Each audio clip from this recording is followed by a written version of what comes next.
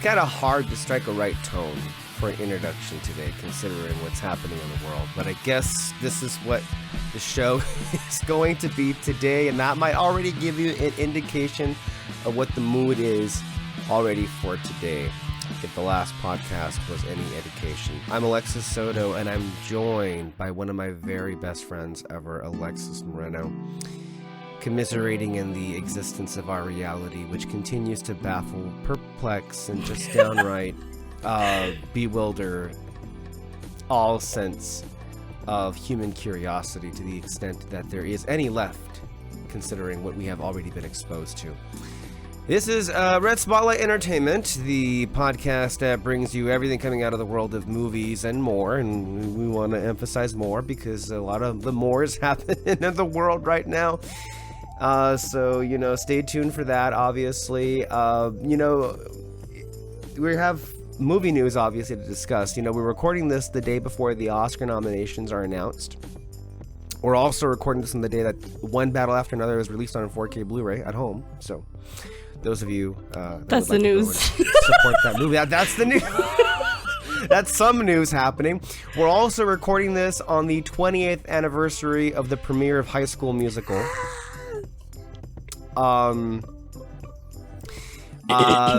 And we're also recording this on the day in which international allies like Canada and Greenland are preparing for an impending invasion courtesy of the United States. So we're also maybe even on the eve or on the very night, who knows, there's still more time in the night of the president authorizing the Insurrection Act, which would then lead to either the National Guard or military being launched into Minneapolis because ICE wasn't enough.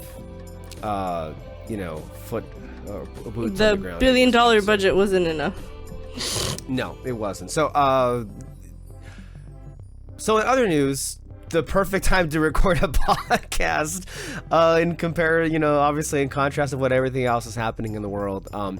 What are we discussing today? Probably a sprinkle of all the things that I just mentioned. Obviously, the Golden Globes happen, and Alexis and I like to think of it as our favorite award show. At least it's one of our favorite to talk about because it's always crazy and wacky. And even this year is some parts of it that were especially chaotic. So we do intend to have fun today. And we also might get into some of the films that we've been catching up with. I've actually been on a bit of a marathon, kind of arranged my own little mini festival here at home, and I was able to get a hold of a couple of films that I thought were quite interesting. And I look forward to discussing that today and more on Red Spotlight number 525. Alexis, when I first envisioned this show, and I think the whole point of this particular episode was, just to get, I would love nothing more than to just start here and talk about the Globes. And yet, I'm compelled to take a significant portion of the first part of this episode to actually acknowledge just the sheer absurdity of the moment that we're living in. And I do want to stress, I think it's not exactly, I think, a year ago that we recorded, but it's almost close to it. A year ago this time, you and I recorded our podcast TikTok on the Clock, which was we did it like a few days before the basically. It was a few days before, and kind of like teeing up basically what we saw last year and what we're seeing right now. Also, eerily enough, we're recording this also on the 1-year anniversary of Trump's inauguration. A lot of weird timing or anniversaries happening at the same time that we're doing this podcast. I guess you could say maybe it is serendipitous, but or maybe it's just a product of the times that we live in. But that's very much where we are. On the last time that you and I were on this show, which was was it last week or a week and a half ago at this point? Well, I don't think it was a whole 2 weeks, but it's been, we're talking about Minneapolis and the ICE Gestapo sieging all, basically laying a siege to the whole city, terrorizing its citizens. We want to be very clear about what's happening here. Nothing about what ICE is doing is strictly legal at this point. They are brutalizing and terrorizing U.S. citizens for the fun of it. And they are allowed to do crimes on behalf of the president because this president is a criminal. And he loves it when violence is committed in his name. He literally pardoned all of the people who stormed the Capitol in January 6th. And if you're not an individual that agrees with what I just said, kindly fuck off. Because we're not in this whole, diluted sense of like, well, there's bad guys on both sides. The president's, yeah, he's done some bad things, but he's not all that bad. I don't know if you caught it today, but there was a really strange press conference that the president had. He usually I has saw those, bits and pieces. I can't stand the sound of his voice. No, I didn't see the whole. I didn't even see any of it. I just saw some little itty bitty bits, but I more so just read some excerpts from, or I guess some blurbs from the press conference. And at one point, I think I was reading how he was like, he felt kind of bad for Renee Good getting, executed by one of his ICE goons. People. Yeah, goons, that's a great word for it. One of his ICE thugs. And how it all came back to him finding out that I guess her dad was a supporter of his.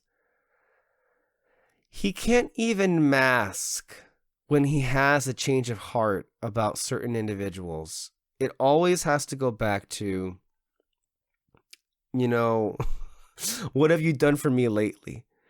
And this is just like the sheer insanity. And, one would be forgiven for thinking like this was the top story. ICE basically moving into Minneapolis is just now ordinary, mundane life.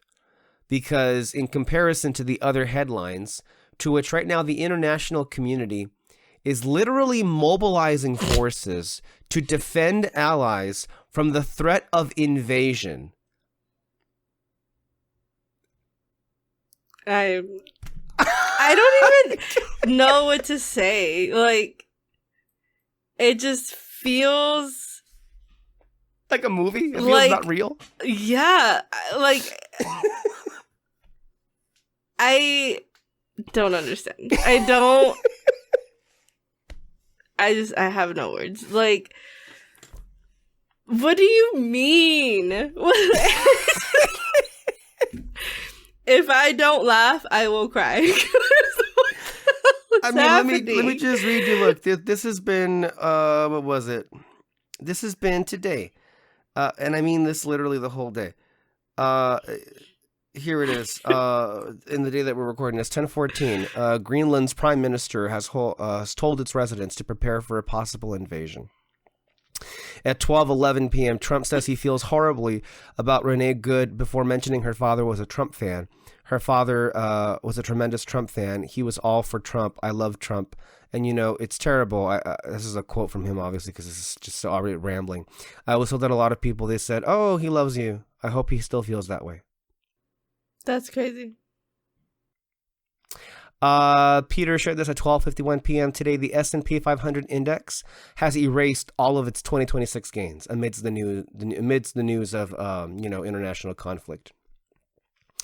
At 2:39 p.m., Trump I believe at that same press or at a different event, Trump was pushing for Republicans to ram the SAVE Act through Congress, which is a Project 2025 voter ID bill that requires voters' current names to match their birth certificates. About 79% of married women take a spouse's name. This could disenfranchise millions. By the way, over the weekend, I believe he was joking, quote unquote, joking about canceling the elections. Just in case anybody forgot about that. Also, around the same time, this is just here's a tweet in response to the the rambling press conference. He's been rambling incoherently for 50 minutes straight. Right now, he's talking about mental institutions and how his mom once told him he could be a great baseball player. He's completely gone. Breaking, Canada preparing for armed conflict with the United States. At 5:12 p.m., this is still going. Military officials in Canada are modeling a U.S. invasion from the south, expecting American forces to overcome Canada's strategic positions on land and at sea within a week and possibly as quickly as 2 days. You want to keep going? I think somehow or sometime earlier in the day, ICE agents pointed their this was a update from the Minneapolis Police Department, which basically came out against ICE today. Ryan Grimm tweeted, ICE agents pointed their I think this is a quote from the police chief, I want to say. ICE agents pointed their weapons at a Minnesota police officer who's an American citizen. She tried to film the encounter and they knocked her phone out of her hand. Minnesota PD now being assaulted by ICE. Okay. Crystal Ball retweeted, Minnesota cops are pissed because the black and brown ones are getting routinely racially profiled and harassed by ICE. This is wild. And then I think this one really encapsulates because it was yesterday. Denmark deploys large number of troops to defend Greenland from the U.S. Davey retweeted that, saying, "I can't believe what I'm living through. At some point, we have to acknowledge that the median American voter is brain dead and equally responsible for this evil simply by being too lazy to open a fucking book." Well, they were too busy burning them, to be clear about that. That's why they weren't reading the books. Burning them or banning them. Shout out to the banned book section at Barnes & Nobles. Please go support your local Barnes & Nobles, guys. Those guys are doing an amazing job. And I do want to say, in the midst of all this chaos and just calamity, just sheer catastrophic, that was I think an all-timer number of tweets that I just read that happened in one day, and that suggests Chicken Little was right, the sky is falling. But in regards to Barnes & Noble, they actually expanded and opened a lot more stores last year. So can we just say we have some good news to report amidst all of this insanity?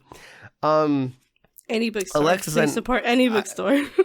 I know, basically. But you said a few minutes ago, I can't. I can't.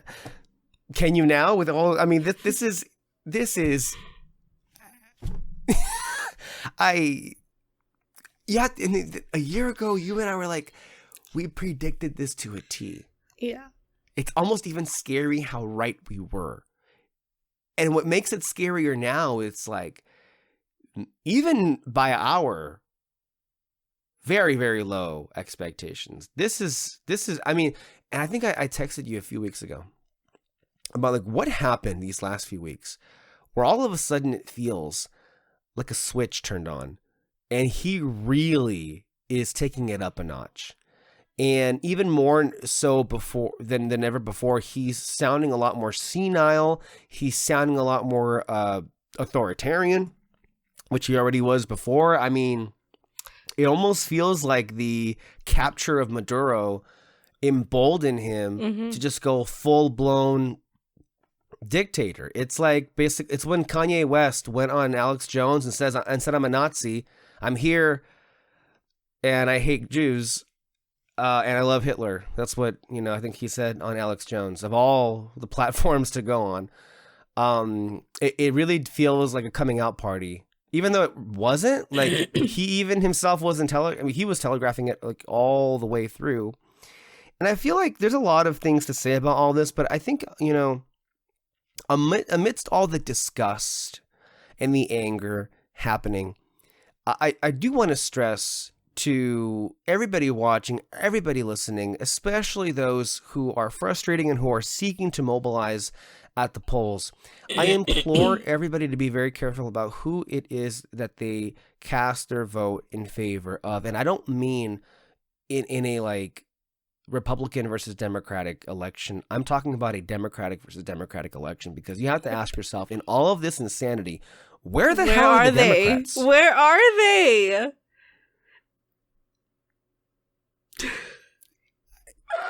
They're just silence, out crickets, to lunch. Nothing, absolutely nothing. I feel I have to start there because, I mean, we should be entitled to a true opposition party with actual leaders.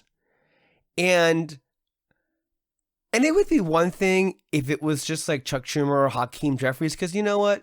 God love them. I don't. But they can't help themselves but fail, right? Okay, but what about the rest of the party apparatus? What about the rest of the foot soldiers? They're literally fighting to give more money to ICE.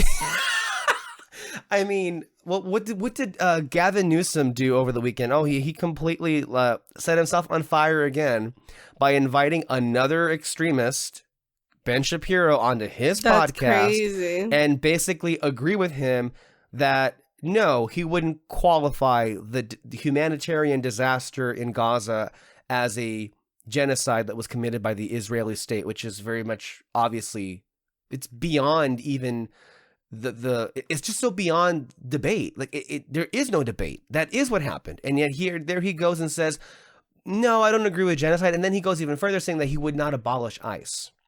At the same time, two individuals who consistently speak out on behalf of the Democratic Party, AOC, she's the only one making actual political calculations, saying, look, everybody in America, all this brutality that you're seeing that is not polling well, which thankfully that's good to be hopeful about. That yeah. People are like, oh shit, this is like getting way too far. Yeah. AOC made those connections and saying, look, all the money that is being taken out of healthcare, all the money that is being taken out of your lives, you're paying for this. You would think the apparatus of the Democratic Party would be able to connect those dots. They don't even attempt to do so. There are hospitals that are going to be closing all throughout this year in rural America in response to the big, beautiful bill that was Donald Trump's baby, basically, of 2.0, this administration. Meanwhile, that money literally was taken to inflate the budget of ICE, which is the president's personal army, his just personal military in essence. Earlier, I believe it was the last podcast, I predicted that he would send ICE to intimidate voters, arrest voters. I feel that's just a given at this point. That's not even like going out there on a limb. That's what's going to happen. But the point is, the budget of ICE is the equivalent of the Israeli military. That's crazy. And these people that are supposed to help us are saying, no, let's give him more. They just need training. They just need more Kamala training. Harris and Josh Shapiro are like fighting over the weekend about like this here. She wrote her book. Now I'm going to write my book in response. Nobody cares about your fucking books. Cory Booker going on TikTok saying, we have to fight. Meanwhile, everybody's like, who's we? What are you? You're the one who's in office right now. I mean, these people can't, like, they're so clueless and they have no idea what's coming for them, which is why what's really interesting, and there have now been several instances in which an individual that you and I love, Jon Stewart, has been asked point blank, hey, would you ever consider running for office for the presidency? This last, I want to say about a day ago or 2 days ago, the Daily Show YouTube channel and the TikTok channels, they retweeted, or I should say they posted a clip from a Q&A section after the show in which one of the audience members asks him that question.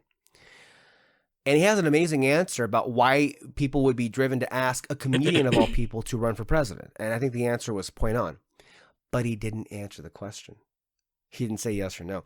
And this is, I believe, the third instance in which he's been asked and he just flat out does not answer the question. And on top of that, the Daily Show emphasized that clip, which means at the very least they're looking at the online traffic that suggests there's a lot of interest in whether or not he would throw his hat in the ring. I love AOC. I think she'd be a terrific candidate. I do, however, think perhaps she might be needed more in the Senate. I think she needs to be a senator because Bernie is 83, 84.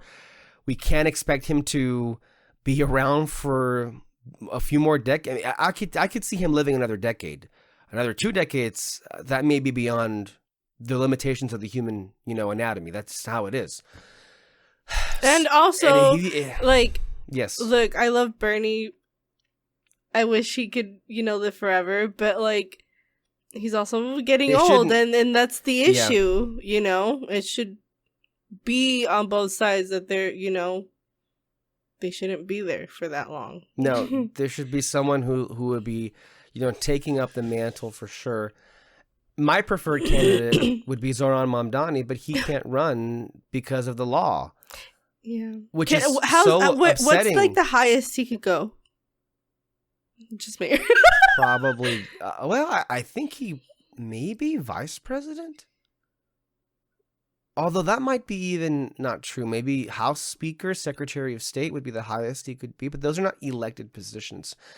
Elected position would be governor. But I do feel, though, it's kind of an insult to say, you, Mr. Mamdani, cannot run because of the law. Yeah. Meanwhile, we have a criminal administration that's breaking the law, thousands of laws every single day. And if I'm not mistaken, the Supreme Court this year are going to decide the future of birthright citizenship. If they choose to throw that out the window, we're out of here. Yeah, there's that. But if they choose to throw that out the window, could that not open the door for Mamdani to officially declare his candidacy? If we're not going to consider birthright citizenship any longer, unless they're going to do the whole, those who already have it, we're going to grandfather you in, but at this point going forward, we're not going to just hand out citizenship, in which case it's the worst of both worlds. If that, were to happen. But I do feel like, and Jon Stewart is somebody who I clip a lot on this show because he not only has sharp commentary and understands real policy for what it would take to address some of these problems. He's got something that no Democratic politician has. He's got charisma and he's funny. And he means, and he's got that passion too. And he can eviscerate people like nobody's business. And I think those are skills that are quite underrated for the Democratic Party. And when you look at who right now, the primary has already started, and a lot of the loathsome creatures who we dare not even consider to be nominees have already all but declared themselves, Josh Shapiro, Cory Booker, Pete Buttigieg, Kamala Harris, amazingly enough, Gavin Newsom. The list goes on. You ask me who I think are people who I would realistically consider. J.B. Pritzker is interesting. I wouldn't call him a progressive, but he's a billionaire that actually has implemented good policies in the state of Illinois. He's not as well known as the others, but I think he's a little bit sharper than the other ones because he's not stupid. The other candidates, all those other names who I mentioned, have already set themselves on fire in so many ways. Just in this past year, Pritzker has very wisely stayed out of the race. And mind you, I haven't mentioned it. I just mentioned Mamdani, but he has been off to such a historic first month as the mayor of New York City. The buses are already much cleaner. People are already signing up for universal pre-K. He was able to basically get the governor to be on board because of how popular he was. It was that easy, guys. And many more accomplishments to come, I'm sure. He's just very clearly hey, fuck all the haters. I'm just doing my job. Let me do my job. He's just doing his job, yeah. Yeah. And that's kind of where things are at. So there's obviously more we want to delve into about the brutality and a lot of the really just sad scenery, and then just all of what we've already been discussing. I'm going to actually give me a moment so I can write this down. We're at 24 minutes. Jesus Christ.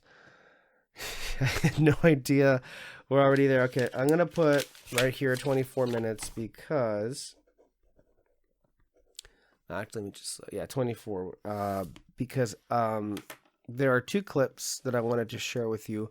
The first of which is one that was on from the last Daily Show. Alexis, you've already seen this, but I think it's important to really, and we're not going to have the imagery, you and I, but we have already seen this, so we'll have it in our hits. But for those of you who are watching, you're going to see this clip. I think to me, more than any other clip that I've ever shown on the show, this might be the single most important one. And I think it might be the most important one to just expose things even further beyond the point of it just being insane about the hypocrisy of what is happening on. And if you're an individual who feels like this will not convince you, then I'm sorry, nothing will. This was from last week, Alexis. This was in response to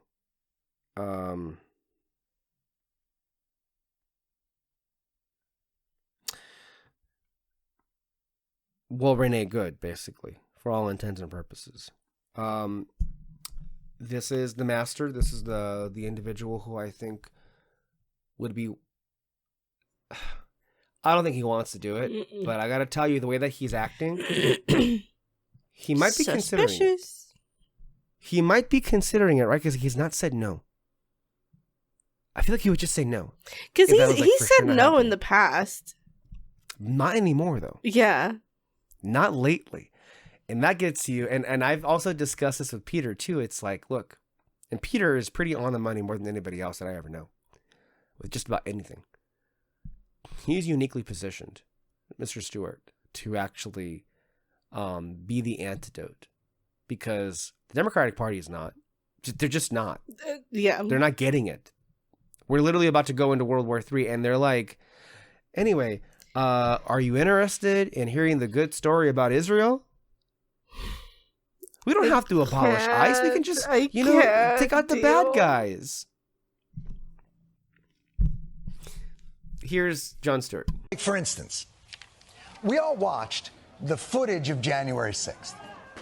But I think we may have gotten a very different interpretation of it, rather than the correct interpretation of it, which, of course, is yours. So help me out here. We'll play a game. On January 6th, a bunch of... They were peaceful people. These were great people. Went to the Capitol. Peacefully protesting a stolen election. I have never seen such spirit and such passion and such love. But while they were there... Capitol Hill police officers instigated the violence that day. So the people we saw earlier beating the shit out of police officers were hardworking, loving people provoked by law enforcement. And ultimately, they deserve a... Full pardon.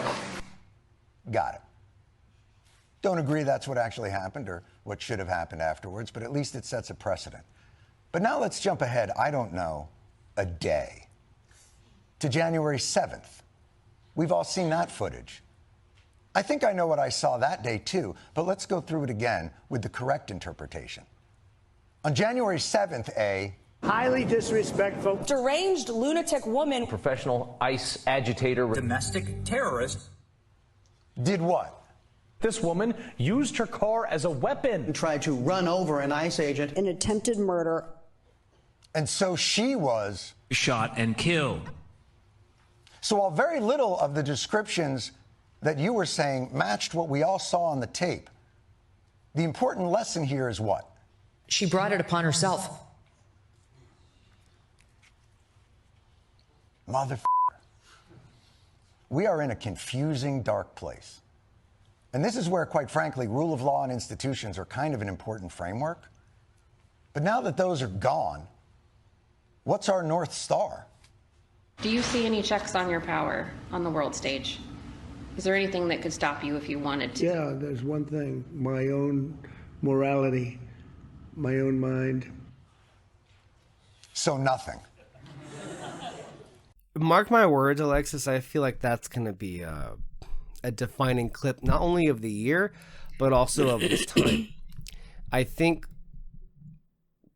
this kind of is what Jon Stewart has always been best known for, which is just exposing the hypocrisy. And I know that for a lot of people, it may not have as much cash value now because hypocrisy has had its day. Obviously, the Republicans and the Democrats have their own hypocritical stances, and yet the public at large seemingly does not seem to be, it's not, not aware of it or is forgiving of it, whatever it is. Hypocrisy doesn't seem to have that much, of an importance any longer. But for those of us who care about truth and fact, and those of us who wish to keep ourselves from going insane and thinking that we're taking crazy pills, I think it's very therapeutic for us to have somebody like him that's like, no, you're not crazy. And I think what makes this clip so devastating is that he uses their own words. Mm-hmm. Yep. I think for me, the one that brought the most silence was Megyn Kelly saying she brought it upon herself.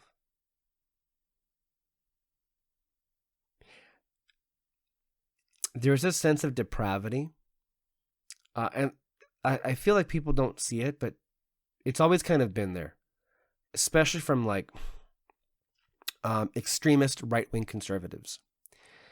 Ever since Obama got elected in 2008, there's been something that's been exposed there that never ever came back, and it's been getting worse and worse and worse. And it's more than just racism. It's basically everything. I would even say it's the root of all evil, of what's happening in the world and what's happening in this country.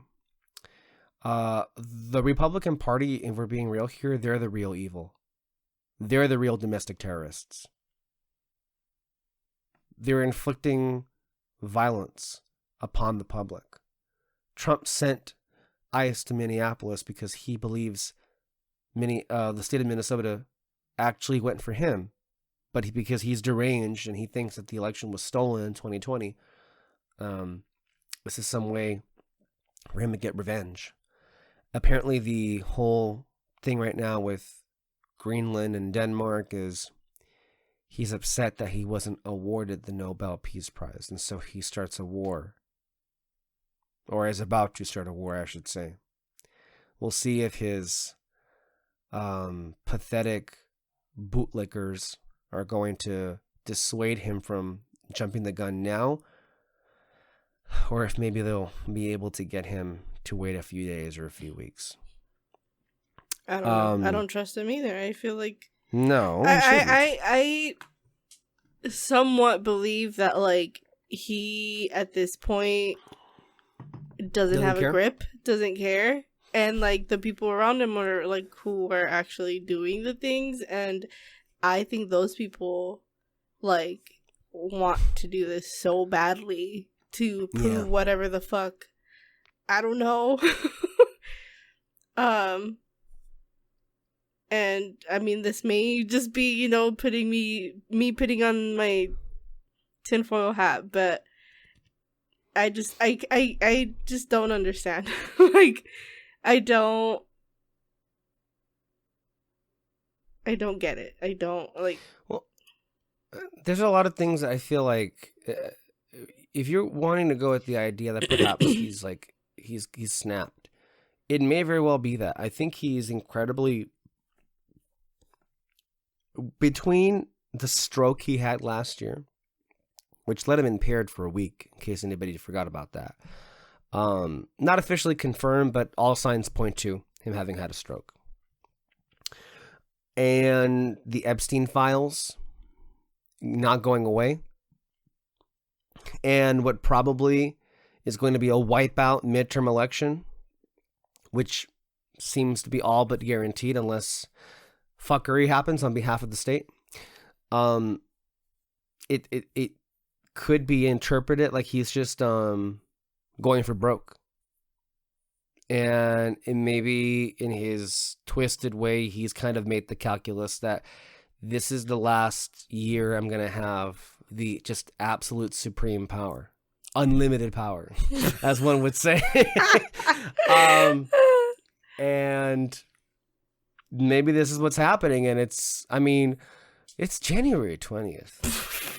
It's January 20th, So, but there was an interesting caveat that we should mention that even Stewart himself brought up when he was asked the question about whether or not he would consider running. And when he wouldn't answer the question, he instead was like, how about I say this instead? And one of the things that he seemingly is clinging on to is the idea that, people would say that Trump is Hitler. Well, he's not, in the sense that he's not as popular as Hitler was. Yep. And that's very true. And the people are the only institution in which he actually has placed faith in, because they're the ones who are out there responding to the inhumanity happening. So much for our so-called institutions, which have all but failed completely and miserably. But the people is the one institution you can always place your faith in, because they're the ones who are calling balls and strikes right now. And, oh my goodness, I just realized we should, and I want to say very clear, there are these two other clips here that I want to point out here, but they're very, very confrontational, and they're very, very, I think they very much speak to the anger that is out there right now.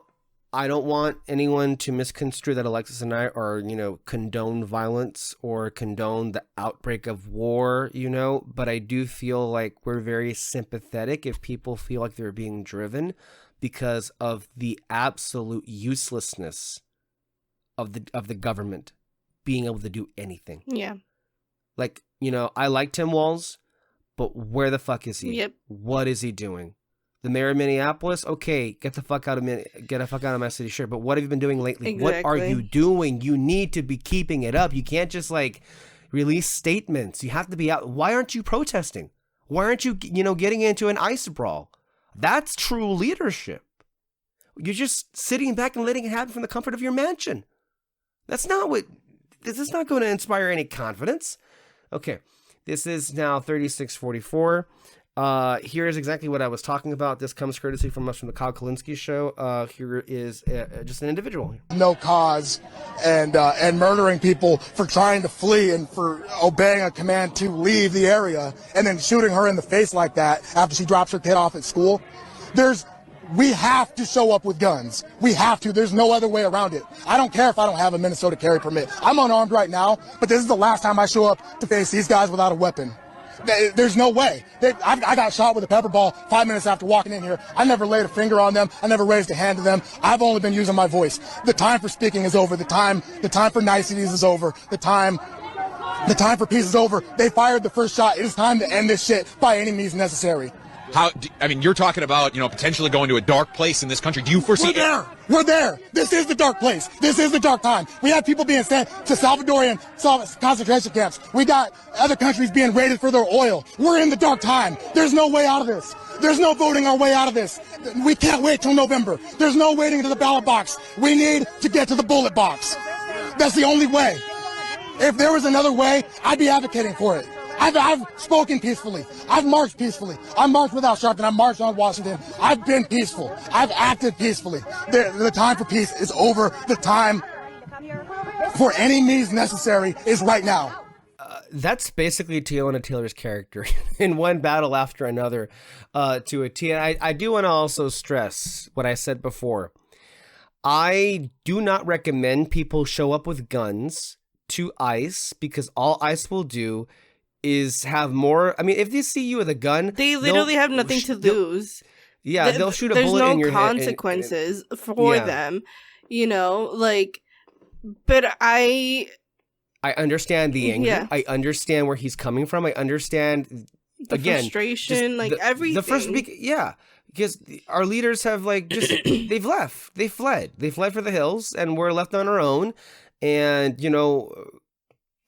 I don't think violence is ever the answer to anything, but you have to understand that when, tensions get so high, especially with what we're discussing, it almost seems as if violence is to a certain extent inevitable. Again, that's not condoning it. I would never encourage anybody to carry a firearm in the midst of murdering anybody, executing anybody. I sure as hell don't want a civil war or any kind of war happening. But I use this clip in the sense of people are frustrated. People are just filled with such hopelessness. So again, I want to be clear about that. I'm not saying to pick up a gun and fire at any law enforcement or fire at ICE. But please do not do that, because you're risking your own life. And for what? This is a rogue agency that is not facing any repercussions for what they do. They have full license to kill you. and nothing will happen to them. So I would not do any of that. Fucking comic book. I can't deal with it. This is 4004. Here's another clip here. Guys, here we go. Come here, take a fucking oath to defend the country from foreign domestic terrorism and to fight for the Constitution. And these guys are coming here and disgracing this fucking building. I'm a veteran of 7 years. I've bled for this country. I fought for this country, for these people here of Minnesota to come and fight these motherfuckers. They're disgracing this fucking country and what it fucking means. They hide behind their fucking masks like fucking pussies. We're out here in the middle of everything, showing ourselves, showing our Minnesota and our freedom. And they're here, bullshit. So take that. I'm sorry. They sprayed your daughter? Yes, they were following ISIS down the highway, and they sprayed my daughter and my wife, and they almost ran them off the fucking road. So that's another thing. Fuck them, get them out of here. Our state representatives need to step up and fight for their fucking people like we are fighting. But they're too coward. They stay in their mansions and don't give a shit about us. And all they want is these fuckers just come in here and destroy this fucking state. So fuck it. Now you protest. Fuck ICE. I'm telling you, man. What they're doing is they're waging a soft civil war. I mean, I feel the passion. I feel the anger. I will say, I think he was a little out of breath by the middle of it, which is understandable. He was going on a legendary rant. But I think the funniest slip up there was like he was clearly trying to say ICE is, and it sounded like he was saying ISIS, which is the, you know what ISIS is. I mean, like a Freudian slip there, if there ever was one, right? That part made me laugh. Oh, and this is another one. I just have to show it because I think people just are, they're not, if this is still not getting it to you, here's another one here. This is at 4220 something. An ICE agent literally came over to me and said, "What did you say?" I said, "I am not afraid," and they pointed a gun in my face. ICE put handcuffs on my hands and put me in a black SUV. And then a few moments later, they came back and they said, "Are you afraid yet?" And I said, "No." And then they said it. "Well, you're white.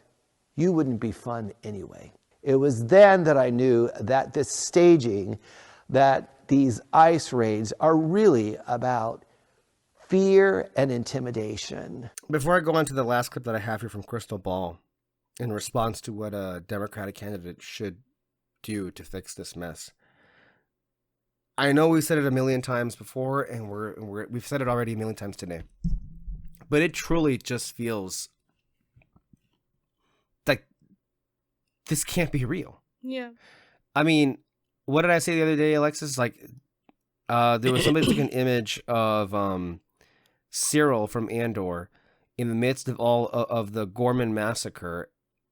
And yeah, I think the tweet said, "This just feels like a documentary now. This just feels like a documentary now." And I mean,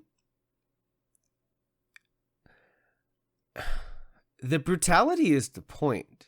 They love it when they see these videos of just random useless carnage that they inflict on the community. They're literally recording it themselves. They're recording it themselves to and make they're bragging about TikTok edits about it. I mean, there's just a lot of really disturbing videos. I mean, one where this random woman, again, most of the people who are being arrested aren't even part of the protest. No. I mean, she was just trying to get to a doctor's appointment because she has a baby on the way.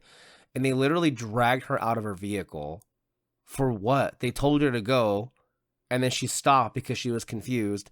Then they just chose to arrest her. They cut her seatbelt and then just dragged her. And then they didn't just like, drag her like in a, gentle way. They freaking just basically in a way slammed her to the ground and dragged her away as if she were an enemy of the state.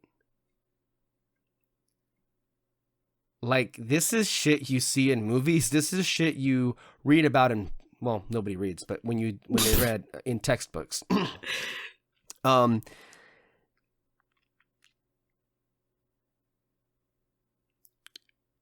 One individual said once, I don't recall who the particular historian was, but it was on Michael Moore's film Fahrenheit 11/9 from 2018. He said, history does not repeat, but there are certainly patterns, and it definitely rhymes. Right now, this moment in history in America, with all of what we discussed already, feels like it's rhyming very much with you-know-what and you-know-who. It just depends on how it ends. Yeah. But, also, I feel like this is another piece that, is important to discuss as well. The you-know-who and you-know-what got a lot of their inspiration from here to begin with. So, I feel like all of this is... I don't know if you saw that video. It was like a news broadcast in Canada.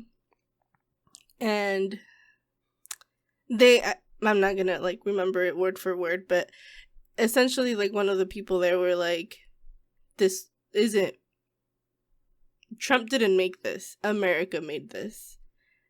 And, I don't know, I feel like that's something that we all need to kind of accept, and, we can't let this happen now. We can't let this happen ever again. And those who are causing the violence and those who support it, or even the ones who are just bystanders and are allowing it to happen and refuse to fight back. Yeah. You are not the good guys here at the end of the day.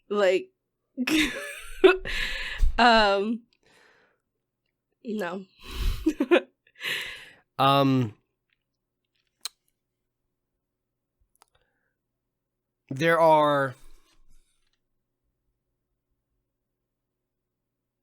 There's just simply too much here to really combat, but I do feel like ultimately one way for people to get involved, don't let it get into a situation like 2020, 24, and 2016, where we had all three of those elections had Trump on the ballot. Mm-hmm. And his opponent was someone who didn't do anything. Was not favored by the people. No. I mean, two of those he outright defeated, and one he barely lost to, really because of Trump himself, not necessarily because of Joe Biden, that one election. For 3 consecutive elections, the Democratic institution has put their fingers on the scales, and they've determined who the nominee would be, despite the wishes of their base. My recommendation for people would be register as Democrats, even though you're not Democrats, to influence the candidate who will be in 2028. That way we can avoid another catastrophe. We don't need corporate establishment Democrats who will refuse to lift a finger. Gavin Newsom, here's the difference between Gavin Newsom, a governor who, on the whole, pretty good, but, also pretty bad. Zohran Mamdani got universal pre-K in a day. Gavin Newsom vetoed a bill that would create a single-payer healthcare system, eliminating private insurance in California. That tells you everything you need to know about these two individuals and the two paradigms of this particular political party. You need to select very carefully. Follow the money. Who are the ones who are endorsed by AIPAC? Who's taking AIPAC money? All of the money. And you have to pay very close attention to people who are really for you, for working people, and those who are pretending and are a wolf in sheep's clothing. As a matter of fact, play that clip of Gavin Newsom where that guy was like, "Have you ever taken AIPAC money?" Was it the one that I sent you? Yeah, here it is. You probably sent it. Yeah, I think I have it right here. This is we're now at, what was it? I want to make sure I have the timestamp here. 49:54. Here. His office tweeted out that it was state-sponsored terrorism, which, I mean, Governor, I just have to ask you about that. Yeah. That sort of thing makes our politics worse. Yeah. And it does. Yeah. I mean, our ICE officers obviously are not terrorists. Yeah. A tragic situation is not state-sponsored terrorism. Yeah, I think that's fair. Cool. That's it. We don't need to watch the Hill video. Just that clip. Yeah. So all that credit that you've given Governor Newsom for the epic-based red pill dark woke posting that he's been doing from his press account, by which I mean that he got an intern to do from his press account, all of it's fake. If pressed on it by a fascist, he'll just go like, yeah, that was too far, sorry. I actually don't think it's state-sponsored terrorism for the president to directly send legions of untrained neo-Nazis to harass black and brown people for no legal reason, you know? I hope this tanks his candidacy. Well, thankfully, his credibility got tanked quite a bit when he had Charlie Kirk and Bannon on and agreed with them on, like, Republican trans rights positions. Who is this supposed to appeal to? Corporate donors. Even if you're a Newsom fan, what does this do for you? Corporate donors. Corporate donors, corporate donors, corporate donors. Gavin Newsom's position has always been like he wants to run as the blue MAGA guy. His position is like, I'm not like those other Democrats who are woke and ineffectual. And my criticisms of the Republicans are largely like procedural, right? Like my issue that like you've taken it too far. I'm the middle road, you know? He's a big third way guy. He's a huge piece of shit. He really is. He really, really, really, really, really, really is. This is 2 hours long. Fuck it. Was there another one I sent you? I think the one you were talking about was more so about ICE. I'm sorry, about was it Israel you said? Mm-hmm. No, it was that guy from that that podcast. Was it years ago from months ago? Yeah.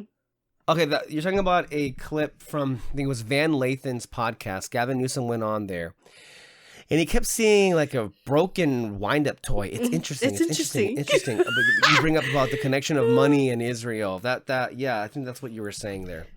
Anyway, the whole point of what we were saying here is ultimately like, what are the requirements for a candidate for 2028? I believe this is Crystal Ball, who is one of the best analysts in the nation, and I feel like consistently she is just on the money. And you do have to understand that the American people, those who are paying attention, have been radicalized to the point where the fury at the failure is not going to know any bounds this year. Here's what she says about what she's looking for. What would be akin to a revolution here that would get us back on the right track? Well, I mean, first you have to clean up what has been done here, and that in and of itself is a monumental task. I mean, just putting back together the pieces of the government that were intentional. Not putting back together, burning it all down and rebuilding. Like, there's no way. That's what I mean.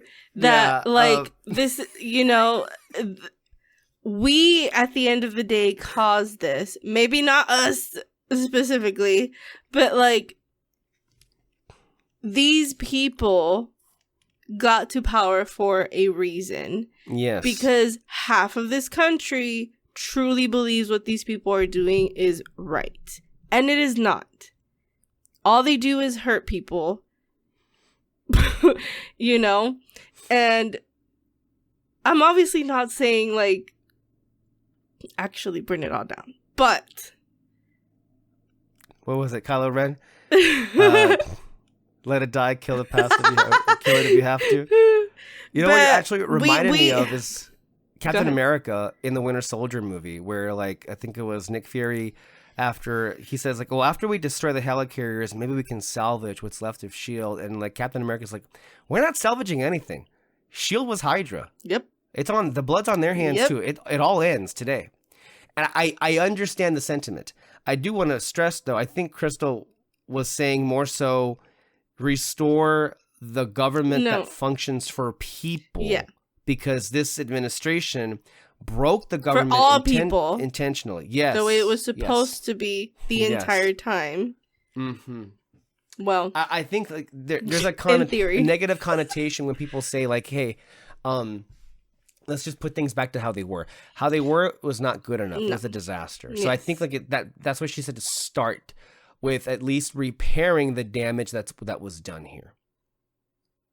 I'm gonna have to restart the clip only because this Sorry. will not work in the editing. That's okay. It's okay. I understand. I appreciate the passion, but here's the clip again. What would be akin to a revolution here that would get us back on the right track? Well, I mean, first you have to clean up what has been done here, and that in and of itself is a monumental task. I mean, just putting back together the pieces of the government that were intentionally destroyed by Doge and throughout this administration is, a huge undertaking. You have to do that. You have to have accountability for the criminal wrongdoing that has been done here. Some people need to go to prison because you cannot try to take the rights of the American people and then we just go back to normal and pretend like this never happened. There needs to be elite accountability for the crimes that were committed here. I think that's actually extremely important for us to be able to move forward. Then you have to check these tech oligarchs who want to suck up all of our natural resources, take all of our jobs, consolidate all of the wealth and power in their own hands, and by the way, potentially destroy all of human civilization. You have to check them through taxes, you have to check them through regulation, and I think there needs to be public ownership of these AI technologies so that you can have democratic control. In the meantime, I fully support Bernie Sanders' effort to halt the development of data centers so that we can have a chance to have a democratic debate about what the development of AI looks like, who owns it, and who benefits. Then, of course, we know there has to be a focus on people's material needs. You must surge affordable housing and not this like public-private partnership. We really need direction from the top so that we're not reliant on the whims of some developer and what may or may not be profitable for them. You have to have, of course, Medicare for all. Then we need to look at things like, is it a jobs guarantee? Obviously, union rights. We all know what the litany of, the sort of social democratic program is, but it has to be done in an aggressive, no excuses manner. And I think Zoran's providing really a model in New York that is very aspirational on a city level, where it's not only the grand vision. I saw today they're already signing up for pre-K and 3K, universal pre-K and 3K, which is extraordinary. But he's also doing things like, they deep cleaned the subway system. Just something that makes working people's lives a little bit nicer, that makes their day a little bit measurably nicer. Paying attention to those details where life is not just about work, but life is about the experience and the quality of your day. So those are the sort of things that I think have to be done in order for us to move forward as a country. Oh, and I'd be remiss if I didn't mention, you have to abolish ICE.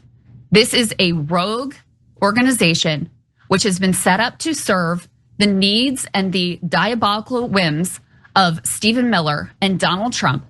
They have been rogue for years at this point. Yes, we need immigration, or that function can go to the agencies that were performing that function before ICE got set up, but it has to be gone. That is part of the accountability project that has to occur. And I do want to be clear about that. I think Crystal really deserves a standing ovation for that answer, because I think that really succinctly put it. And I know it was about a 2-minute clip or whatever, but I feel like that she really identified several pillars of evil, in my view, that need to be addressed and need to be reined in and wrangled in by force if necessary. If we're able to move forward, we need to begin repairing the government pieces that worked for people and then improving on those with Medicare for all, for instance. We need to abolish rogue agencies like ICE because there are a bunch of criminals anyway. I mean, they're actually recruiting real criminals. That's just how it works. We have to, what was the other thing? Hold these criminals accountable. The elites, these officials in this administration need to be prosecuted, arrested. We need to have Nuremberg trials, quite frankly, about like the levels of which we have never seen before, literally on display. And yeah, we probably also should begin to put a shackle to the Elon Musks and the Sam Altmans of the world, who are just ready to like throw away our lives in a handbasket if it means acquiring more wealth. We need to address all of those issues. None of those things, we can't just like have like a a la carte menu of like, hey, we'll do this here and that there. Maybe we'll do some minor legislation around the edges. We're now in a moment in time where we need to radically and aggressively head on all of these issues. And if you have a candidate for office in 2028 who is not speaking to any of these things, or is just like, or at least saving face, oh, maybe we'll do a few things here or there, they're not your ally. They're the enemy. And you need to move beyond that and select somebody who is actually speaking to these things. You know who the one person who I think, well, obviously AOC would do it, but I think Jon Stewart would magnificently speak to all of these issues, maybe at the same time, because he has been throughout this entire, run of his show. Alexis. Yeah. You were right. She deserves a standing ovation. Yeah, I mean, it's hard to... You know what's funny, though, real quick? Trump in 2016 was like running on lock her up. We need to run on lock them up. That needs to be one of the chants we got to do for 2028. Mm-hmm. Yeah, I mean, it's a little hard to, at least for me, to think that November is going to be easy and or going to happen. I know, right? And I do also feel like, a lot of these things need to be addressed now. But if November is all we have, people need to open their eyes. People need to, this isn't... Well, I think he's gonna be okay. Let's see what he does. No. We are way past that point. We need people that are actually gonna take... we need someone similar to Trump on our side. Because, again, I said this a while ago. I've never seen a president work harder than him. So yeah, nobody wakes up every day. No one works harder than Donald Trump every day to make our lives worse. Exactly.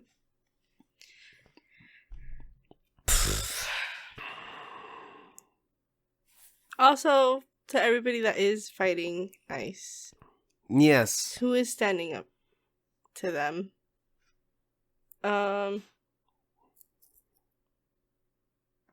luck. I don't know. Stay safe. Stay, I don't know. I'm happy that there is people out there, who care. Yeah. And are making their dissatisfaction known. Yeah.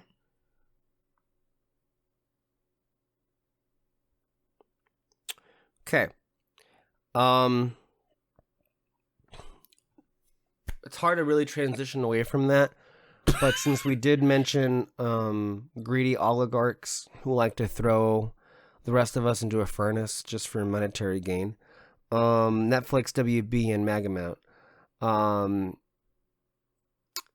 Netflix updated their whole deal to just be full on cash now.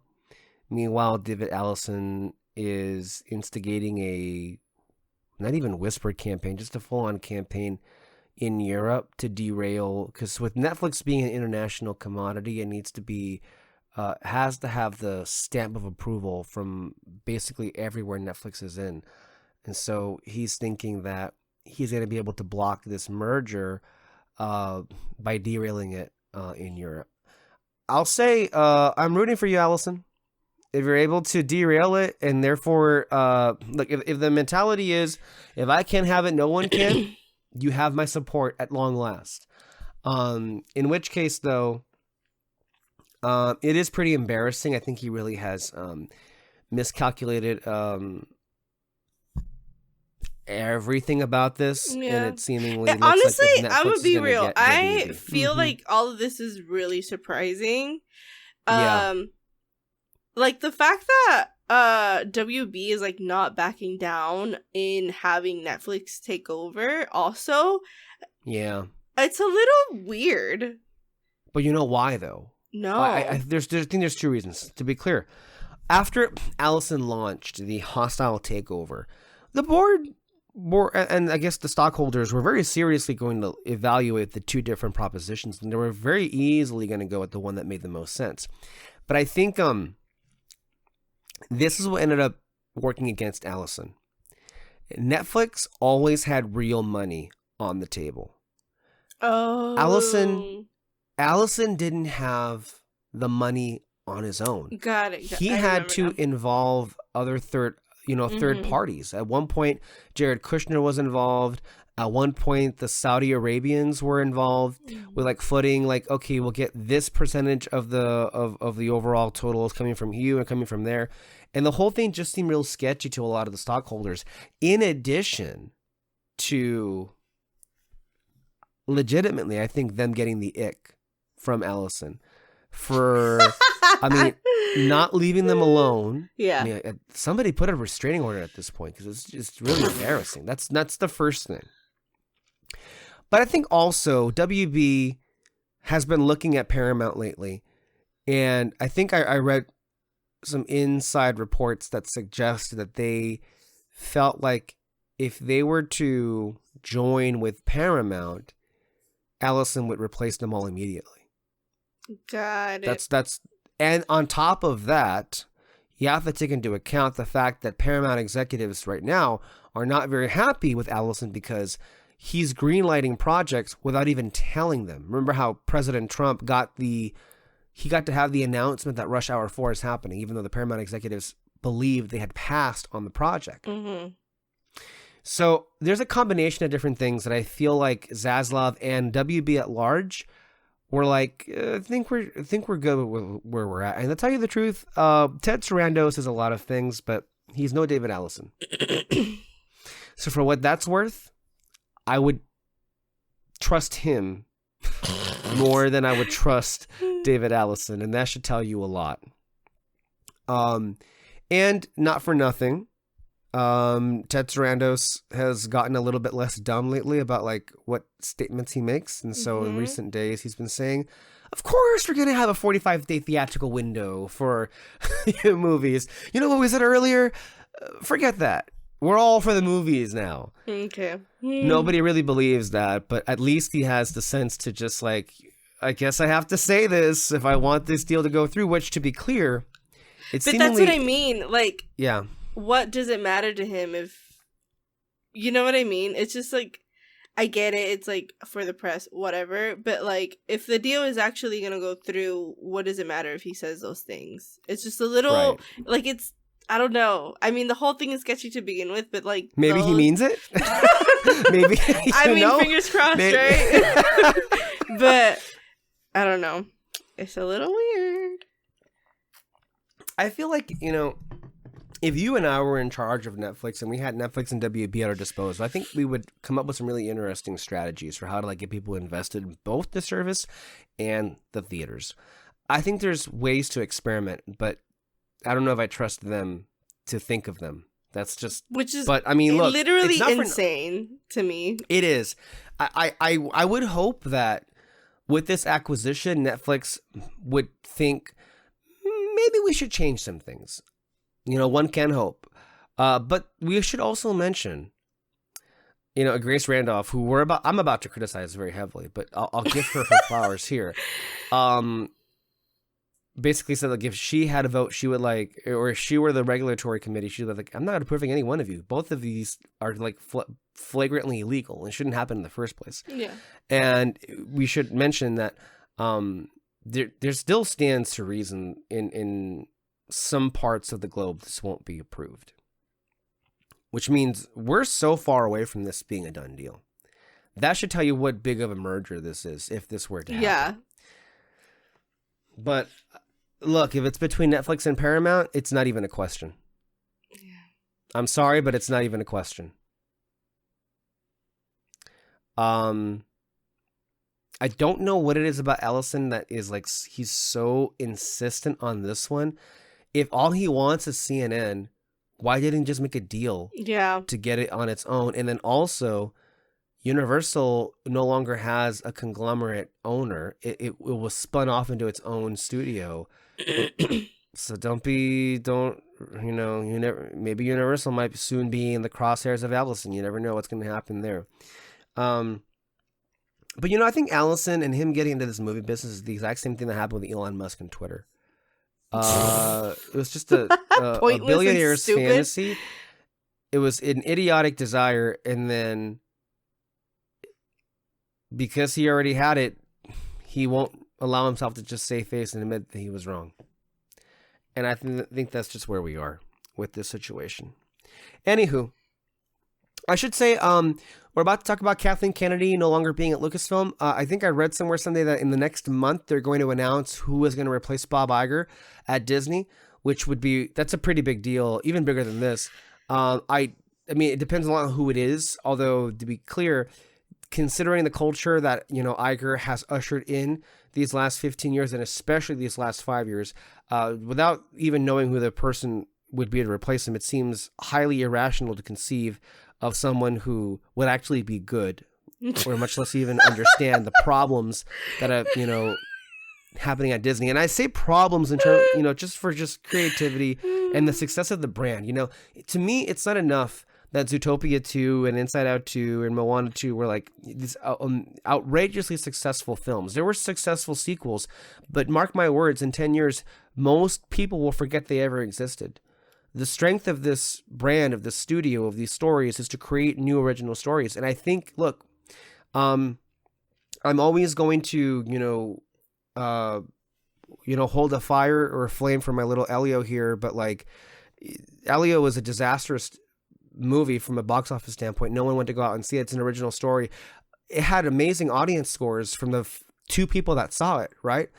But like, the studio chose to bury it for various different reasons. But Zootopia 2, wow, one of the best selling movies in the history of movies. And sure, I mean, look, the monetary standpoint, the money does not lie, obviously. Money is like great, but how do you sustain yourself in the future if all you're ever going to do is sequels? Because really, not all of them are going to turn out great.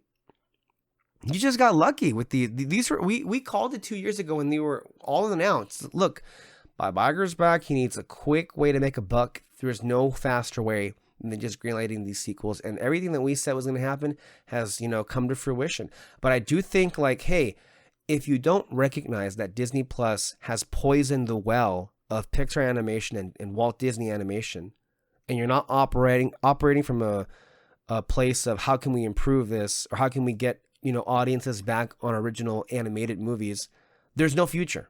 Yep. There's no future. And so automatically you're operating at a place of like a complete non-starter. The same way Dave Filoni and this other person are operating from a place of just a complete failure. There's nowhere to go with Star Wars is even more hopeless if you ask me. It's just nowhere to go with it, really, ultimately. So Kathleen Kennedy is gone.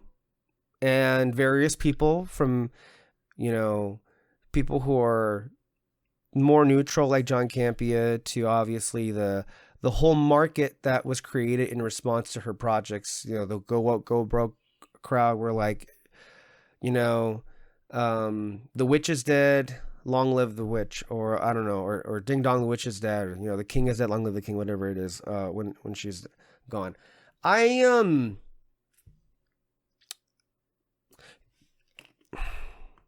don't think any clip, I think, better emphasizes how we feel about Kathleen Kennedy than this one, because no matter what happened, and there's a lot that happened, we're not 114-24, I think this ultimately trumps everything else, pun intended. Says many hate Kathleen, but we would never have gotten Andor without her. And that puts her on the good side to you. I highly doubt we will ever get anything as good as Andor ever again under Filoni. Akana, I agree with that. I mean, I hope we're wrong. I hope that we're surprised. But I do think, if we're going to be brutally honest about Kathleen Kennedy, we have to give her flowers as well. And I do think that that's true, as I said in this live stream. And Kathleen, Grace Randolph trashed Kathleen Kennedy for rather bizarre reasons, but even she could see, like, look, hey, Andor really was, in a lot of ways, the best thing to come out of Star Wars, and Kathleen fought for that series to be made the way that it was. Maybe some executives thought of a different stupid idea, and thankfully Tony Gilroy came in and said, you know what, that's dumb, let me make an actual show out of it. Fuck that. He said, absolutely not. No. And then he made it into this thing that, you and I here are sitting here enraged that all of these so-called important guilds ignored it for any awards. Truly, I think Andor was like the highest high you could go out on. And for that, we have to, admire Kathleen for having greenlit that, because by all accounts, I feel like every other day I'm seeing new reports of like Filoni had no input on Andor. Filoni did not care for Andor. And everyone is saying it. Filoni would not have greenlit Andor. And like to still come out today after, it's been out in the world and still say that it wasn't good or that you don't like it. I don't know what to tell you. I don't know what to tell you. Yeah. Nevertheless, I'm going to play a few clips here from her that I thought were quite deranged. And I really, you are female, right, Alexis? I think she's speaking to a lot, apparently, to what females think, or she's running with this idea that Kathleen Kennedy did a lot of damage to people of color and women. And again, look, I think ultimately for me, the biggest issue with Kathleen is she had no vision for what to do, really. And I think in some ways it did help that she was making it up on the fly. I did like how she gave directors carte blanche. I just feel like she picked bad creatives. Yeah. I think of the times where it worked out, to JJ's credit, The Force Awakens worked out. It really worked out with Rian Johnson for The Last Jedi. Obviously, Tony Gilroy for Andor. But for the most part, except for Lord and Miller, which that was an aberration, in comparison to everything else. But for the most part, or then also, I guess, Gareth Edwards. Yeah, there were a lot of talent that I think the single biggest thing that made her look dumb is that she kept hiring people and then they kept leaving. Yeah. Because they either didn't agree on what it was going to be, or she didn't like what was happening, or maybe she realized she hired bad writers. I mean, she hired Benioff and Weiss. She hired Colin Trevorrow. I mean, she hired J.J. Abrams. Gareth Edwards, who is a great director, not a great writer. And that's a very key distinction to make here. Like, consistently, again and again. I mean, she hired Josh Trank to do a Boba Fett movie. Like, again and again and again, just consistently the bottom of the barrel talent. And then, some of them hit. Mandalorian hit for people, not for us, to be clear. Mandalorian hit until it didn't. And ultimately, it was because of Favreau and Filoni's own ineptitude that caused the whole House of Cards to fall, in which no one cares there's a Mandalorian movie coming out this year. I even forgot that it was until you pointed it out. That was the thing that was happening. So, for better, very few times for better, most of the time for worse, one of her best attributes ended up being one of her worst, which was she let the people she hired for the most part do what they wanted to do. And when you look at the overall projects, it is a mixed bag. I mean, you have to give Kathleen this. Kevin Feige, amidst the overall totality of the legacy of the MCU, how many times was he able to give us anything that was on the level of Andor or Last Jedi? Yep. I don't include James Gunn, by the way. James Gunn's his own thing. 0.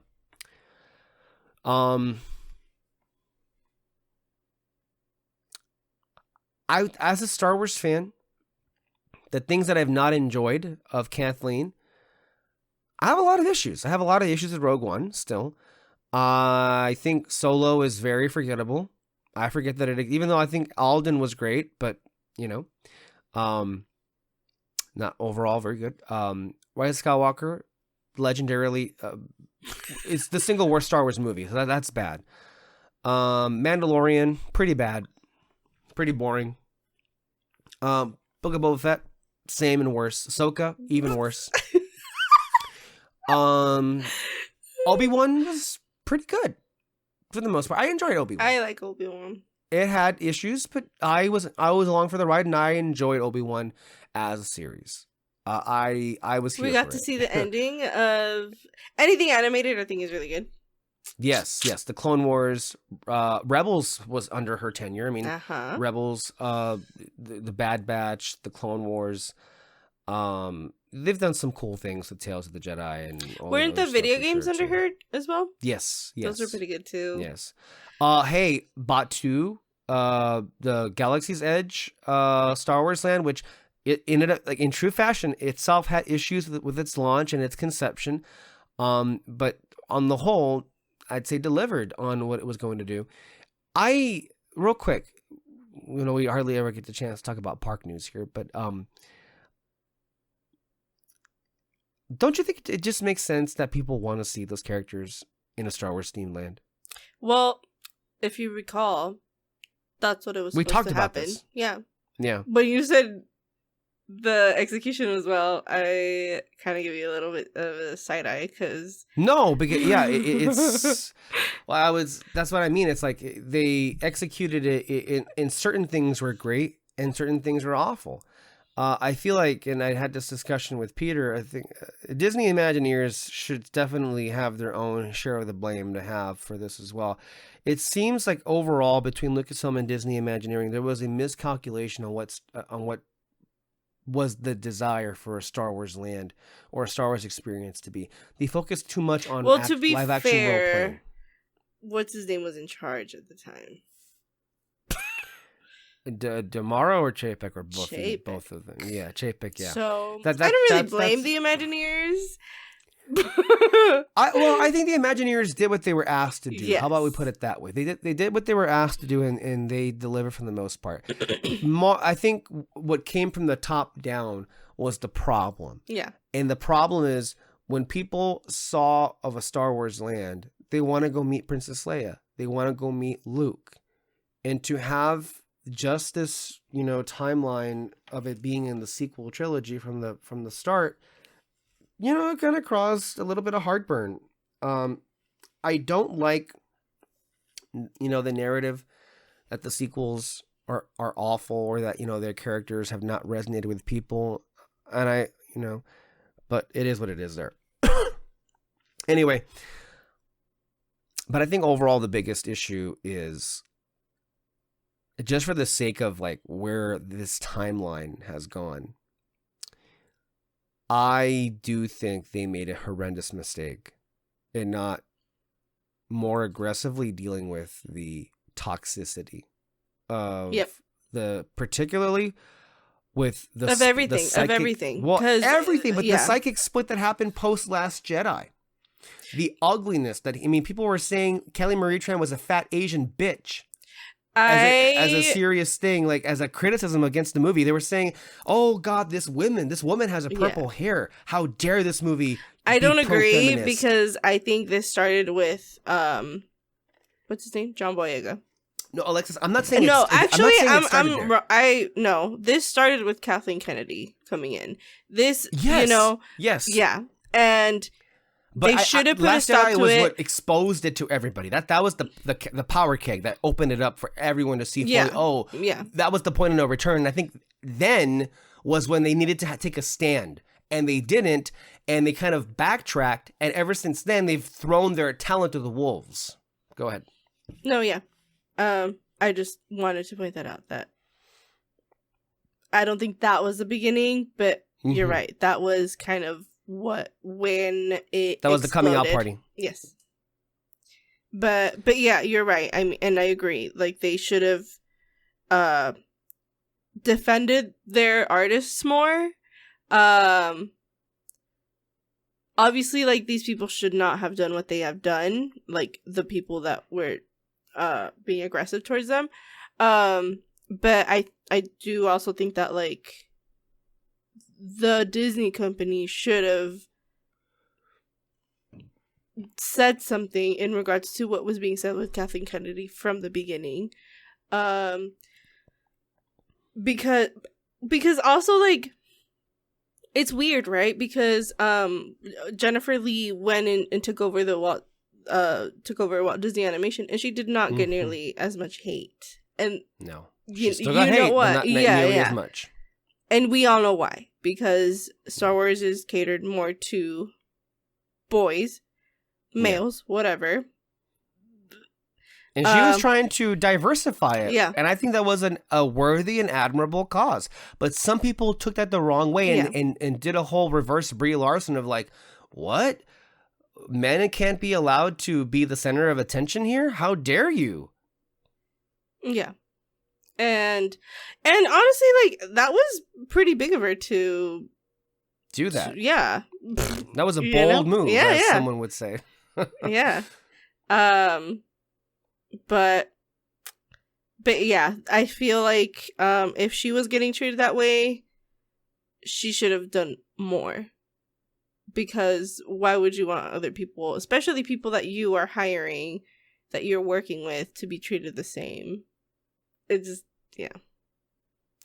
You do have to also factor in something else that no one talks about as much. The invisible hand. Bob Iger. Yep. He was as involved. More so than I think people would, even he would like people to know. Mm-hmm. He was the reason ultimately Rian Johnson did not come back to do episode 9. Because I think he considered it for a few days after they fired Trevorrow. But Bob Iger demanded that the movie was going to come out December 2019, come hell or high water. And Ryan was like, peace. That being said, I think Kathleen also missed the boat. It's like, look, she knew Ryan was an incredible talent. Why would you let that trilogy go? Hey, I mean, he got his own trilogy of Knives Out movies that have been very much successful. But like, again, it was a big miss on her part. But for him, there were many times where I feel like Kathleen, in a lot of ways, kind of felt like a puppet sometimes because she didn't have ultimately the complete control, did she? George Lucas did, because at that point, Lucasfilm Limited was his own company. When he sold it to Disney, Bob Iger became, as George Lucas would say, he was the white slaver. He took it over. And, Bob Iger was the one that mandated that The Force Awakens be a retread of all the things that people know and love about Star Wars. But people don't want to blame him as much as they want to blame her. Yeah. Because she's a woman. Yeah. Bob Iger is the reason Disney Plus exists. Bob Iger is the reason why Disney Plus exists, and therefore it is tanking everything else in the company. But God forbid anybody points that out. Anyway, here's Randolph, who, recently we've been playing her, and she's making a lot of sense, but it's good to see her back to her old deranged self, because she says some things here that I think are quite, well, first of all, just untrue, but just outrageous. Here's what she says. Here's a list of clips. This is 128:39. Nobody trusts female executives and creatives, particularly fans, because of Kathleen Kennedy. This is also a perfect example of why she ultimately failed. Amy Poehler won Best Podcast on Sunday at the Golden Globes. And at the same time, Andor was only nominated for a few things and did not win anything. And somebody brought this to my attention. I hadn't seen this before, but Amy Poehler at one point had Andy Samberg on her podcast, and she asked him what he was watching. And he said he had just finished Andor. And Amy Poehler was really dismissive of it because it was Star Wars. She turned it into a joke and was like, I'm not going to watch that. And it was such a dismissive, horrible way to treat. I mean, it was just, she was channeling Kathleen Kennedy. Amy Poehler is the fan that Kathleen Kennedy went after. And that fan, for the most part, has no interest in Star Wars. Just as is the same problem we're going to discuss that Marvel has gotten itself into.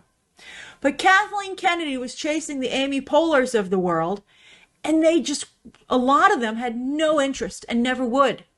The fact that Amy Poehler, I hope she feels foolish that she would dismiss Andor Season 2. By the way, I thought Andor Season 1 was all over the place, and half of it was unwatchable. But I still gave Andor Season 2 the benefit of the doubt. And while that had a little bit of a rocky patch in there, I do feel that overall it was one of the most incredible things. Okay, that was just sorry so much in that one clip, but that was in response to what you were saying. Basically, it's like she's basically blaming Kathleen Kennedy for turning her back on the core audience and trying to expand it, and basically lays it at her feet that it was a complete failure and that women, for the most part, don't care about Star Wars, which... Okay, here's another one that's, piggybacking on that. All right, so next. I think the worst thing that Kathleen Kennedy did was how she was dismissive of the original audience. This was just so... Nia DaCosta is doing a wonderful job. I want to point this out with 28 Years Later, The Bone Temple this weekend. Not a female-centric project whatsoever. Very male-centric, in fact. Does not have any feminism on it at all, and she's just knocking it out of the park. I mean, what Nia DaCosta is the path forward. That's very exciting to me. So that is exciting. I really would like to see that happen. I don't even know what that was about. Like, it sounds like a reverse woke criticism of like, oh, she was like happy to see that female creatives are being given projects where the protagonist doesn't have to be female. And then there's two things that she did right out of the gate. She went on a campaign where she said the Force is female. The Force is for everybody. Why on earth would you limit your audience and push anybody out of the tent? 4-quadrant movie, blockbuster. Okay, there's only so much I can hear of this. This is legitimately enraging. Overall, this is her main thing.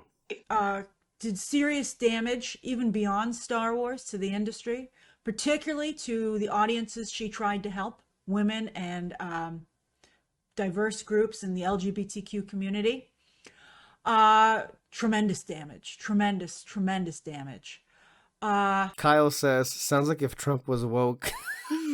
Okay, this is what she says. Kathleen Kennedy did serious damage to the industry, particularly to the audiences that she tried to help, women and diverse groups in the LGBTQ community. Tremendous damage. Do you see what she's talking about? Like, why is it her fault that Star Wars fans went after these actors? Why is it Kathleen Kennedy's fault that she actually hired these people? She promoted them by giving them prominent roles in all these projects, and the Star Wars fandom continuously identified them as the enemy because they weren't men. And so they went after them and targeted them and doxed them. Why is that Kathleen's? Maybe it's her fault if she didn't defend them enough, which I agree with. Yeah. But it's not the critique here. She's just saying that she ruined their careers by hiring them in the first place. That doesn't make any sense to me.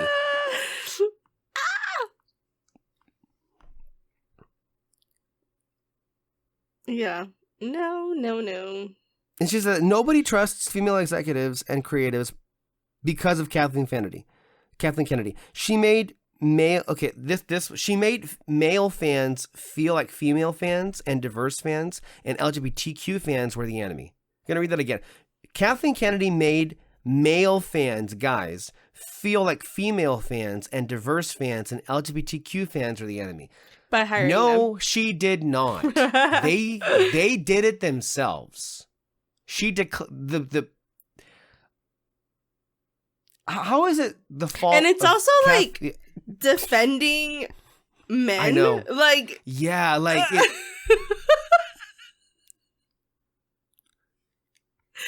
No.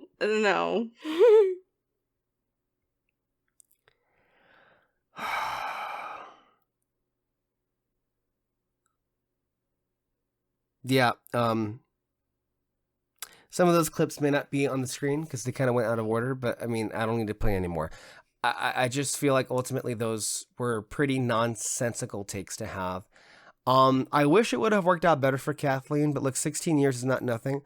I would like to say that the guy in the cowboy hat would be an improvement, but I'm pretty sure it's a downgrade in every sense of the word. And I expect he literally ruined the character he created. I mean, bingo. And I think that's all that needs to be said because, do you have I think there were tweets that you sent of, or maybe there were videos of people, or maybe I sent them to you, people who worked on creating Ahsoka. Those are bad clips. They're really bad clips. I think it was the voice actors and the creative team behind Rebels. And I think one of them, it was something Gilroy, a different Gilroy, who worked on Rebels, who was basically just flabbergasted that the creative choices they made for Sabine in the show, because they were discussed at length during the Rebels writing room, and they were dismissed as like ridiculous and absurd and not at all interesting. Yep. Of specifically Sabine having the Force, learning how to be a Jedi. Yeah. So, yeah, I don't... Listen, we were big Filoni people, and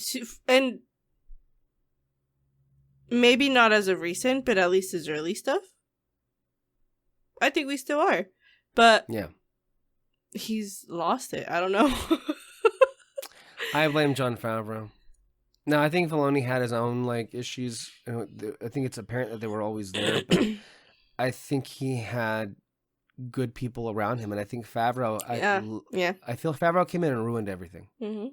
I blame Jon Favreau for literally everything, and I blame Kathleen Kennedy for hiring Favreau in the first place. He should not have been anywhere. I mean, he's the one that said, "Dave, why are you doing an animated show of Ahsoka? Do a live action show." Girl, what do you mean? Final note here by David Franklin. The Star Wars problem is simple. They just keep hiring lightweights. That's it. There is a J.J. Abrams, Jon Favreau, Sean Levy ceiling. They can't go above that ceiling. The best you can hope for is a 7 out of 10, if you're lucky.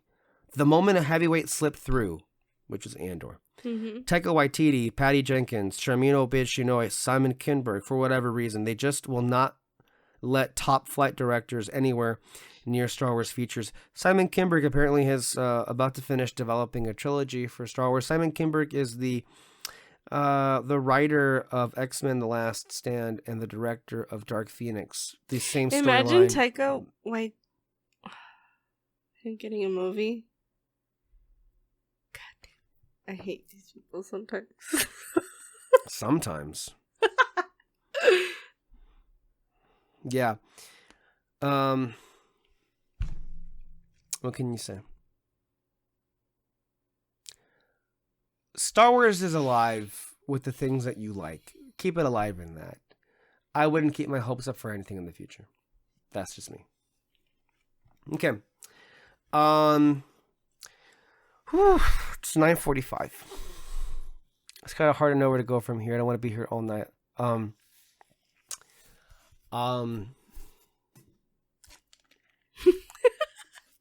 I'll just mention some movies that I watched that I think are worth talking about briefly.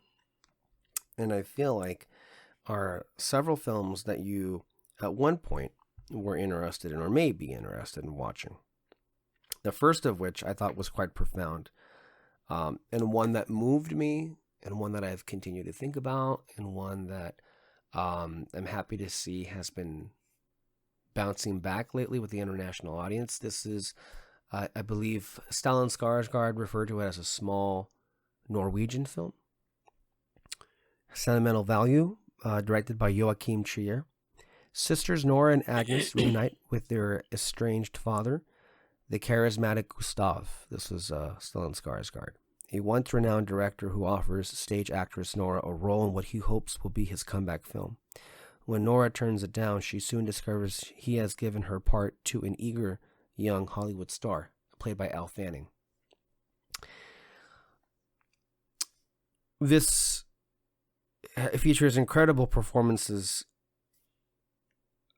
Skarsgård is, I think, always been an amazing talent in everything he's ever done. And I feel like here you see why he's always been great. This is the kind of performance where it's not like a big showy Oscar bait performance, more, of a steady, consistent performance, but one that consistently keeps you leaning in. And not just him, but also the lead actress here, Renata Reinsva. She does things here with her face. She has so many different expressions. She genuinely, I think, might be one of the best actors alive because she can convey so much without saying a single word. It is, I feel, not going to have a full effect on a first viewing. I had to watch it 2 times. I liked it a lot the first time. I liked it even more the second time. And what I liked most about it is how much it stayed in my mind like days after I watched it. When a movie does that, I think to me that's when I've found one that's really succeeded for me. And I just love how a lot of this story on paper sounds very been there, done that. But this is why execution matters so much. Everything about the direction of what is happening and how it is framed just warps it into something that feels wholly new and quite moving. There are sequences where these two that I just mentioned, Skarsgård and Renata, just staring at each other. Estranged father, oldest daughter. There's a lot of pain in those silences. There's a lot of pain in those looks. It is, for me, a deeply rewarding film. To me, this is cinema at its highest order. This is Ethan Simi. Sentimental value interrogates this side of parenthood I've never really seen interrogate before. Gustav is desperately reaching to try to atone for the sins of the past, whether his own in his lack of presence for his daughters or that of his mother's. Ultimately, inflicting him with so much trauma, it becomes his operating status through the entirety of his life. And at every attempt, he is blocked. Nearly. This chess match between Gustav and his daughter Nora, with both Renata Reinsva and Stellan Skarsgård displaying a tactile back and forth of gears turning, eyes revealing, and facial expressions faintly leaking, is sensational. I can't get over the payoff of, oh my god, the final sequence. I feel like this movie's gonna kill me, and I'm scared. It might. I thought I was thinking of you in some of these moments, and I'm like, I'm not gonna lie. I was like, it's interesting. I'm left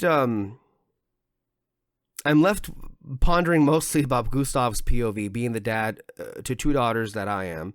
What lengths do we go to in order to right our wrongs? What lengths should we go to? How much do we reveal to our children about what we know at risk of faltering trust in the relationship? The final act and the way it culminates to Gustav and Nora's realities and memories of both their own parents and themselves is powerful, to say the least. There's never a big moment in the film where it's like, and here's where the writer is going to include the Oscar scene. It's not a Hollywood production. It's very much what you would imagine the feel of an international film to be, and it's much more interesting that way because it's what's more interesting what's not said. It's much more what is communicated through feeling and through seeing. I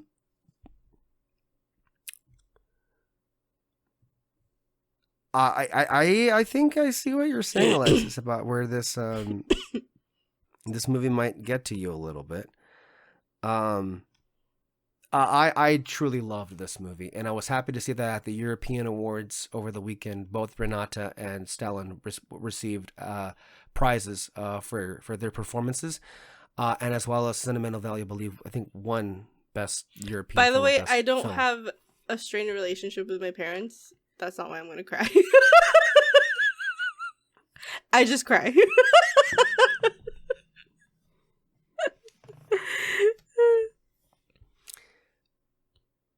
experiencing international films in these last 5 years has been a total gift. And I think it opens your eyes to so much more new cinema. For instance, I watched another film called No Other Choice by Park Chan-wook. This is kind of a dark black comedy. In that, after being laid off and humiliated by a ruthless job market, a veteran paper mill manager descends into violence in a desperate bid to reclaim his dignity. This is kind of a comedy, although that synopsis would not tell you that. Played brilliantly by Lee Byung-hun. This is the second film I've watched of Park Chan-wook's. A few years ago, I saw a movie of his called Decision to Leave. He has never been acknowledged by the Academy, and it makes sense because he's amazing. The two films that I've seen of his, and what he decides to do with the camera with certain shots and angles and transitions, is no one is doing it like him. And it is such a really interesting story, and then also such a sad story. I mean, it's a black comedy, but it's also just it's ruthless, and it speaks to a common theme where like working people are just being crushed, and they have no other avenue to turn to but violence. It really like goes back to this whole dog world out there, you know. Decision. This is No Other Choice. This is Dan Bayer's review of it. This is so close to being perfect, it's not even funny, which this very much is. Lee Byung-hun's performance is a live human Wile E. Coyote who somehow actually gets the Roadrunner is impossibly brilliant. That's a really interesting way of putting it here.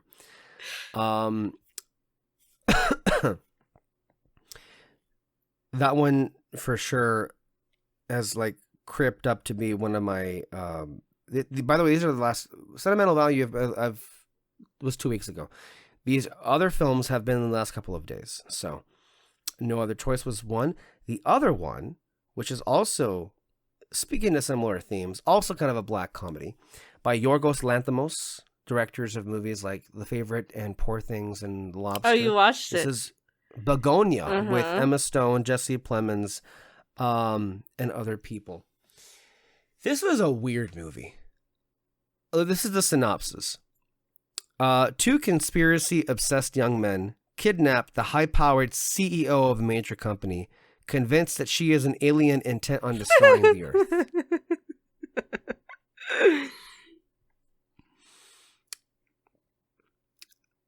I'm going to say that, on the whole, I appreciated the craft and the mastery of the filmmaking.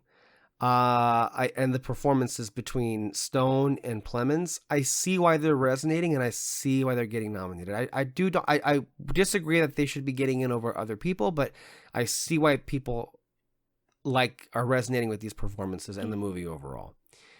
I like the movie, but I do have some massive reservations with it. The general premise of it, there's something that happens in the movie that kind of provides some weird validity to conspiracy theorists and the lengths to which they go to. The movie isn't saying that they were correct, but it's more so kind of implied in some. The movie's not. It's not. Is citing it like what people are taking from Marty Supreme? Is that like the vibe? Okay. I can see why that and that's where it comes to me. And I feel bad because on its face, maybe it shouldn't even be a fair critique because people should just have film literacy, but they don't. And that's part of the problem when it comes to these kind of movies. Ultimately, the clear POV of this film is people like Jesse Plemons are the problem, and they're going to kill us all.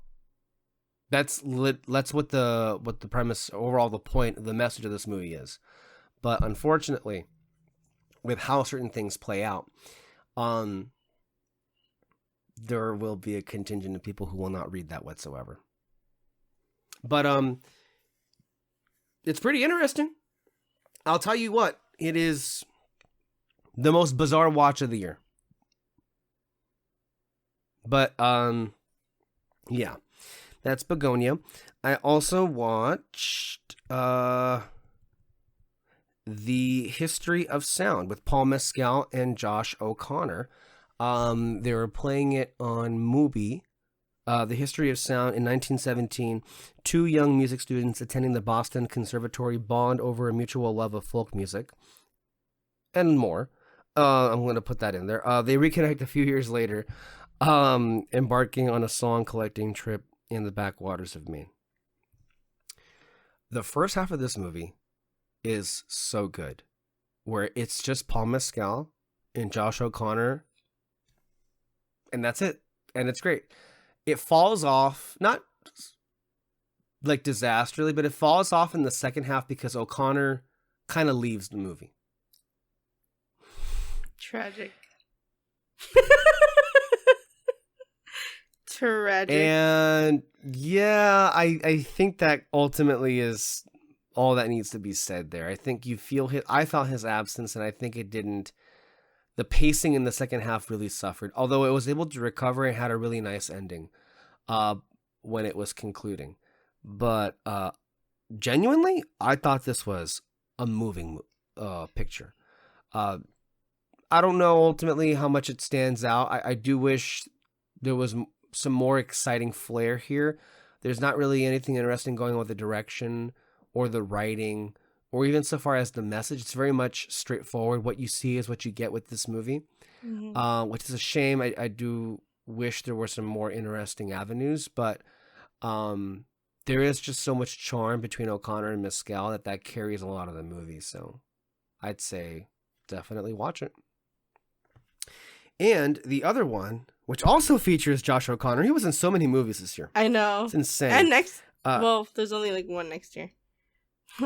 It's a pretty big one. Yeah. Whatever that one's going to be.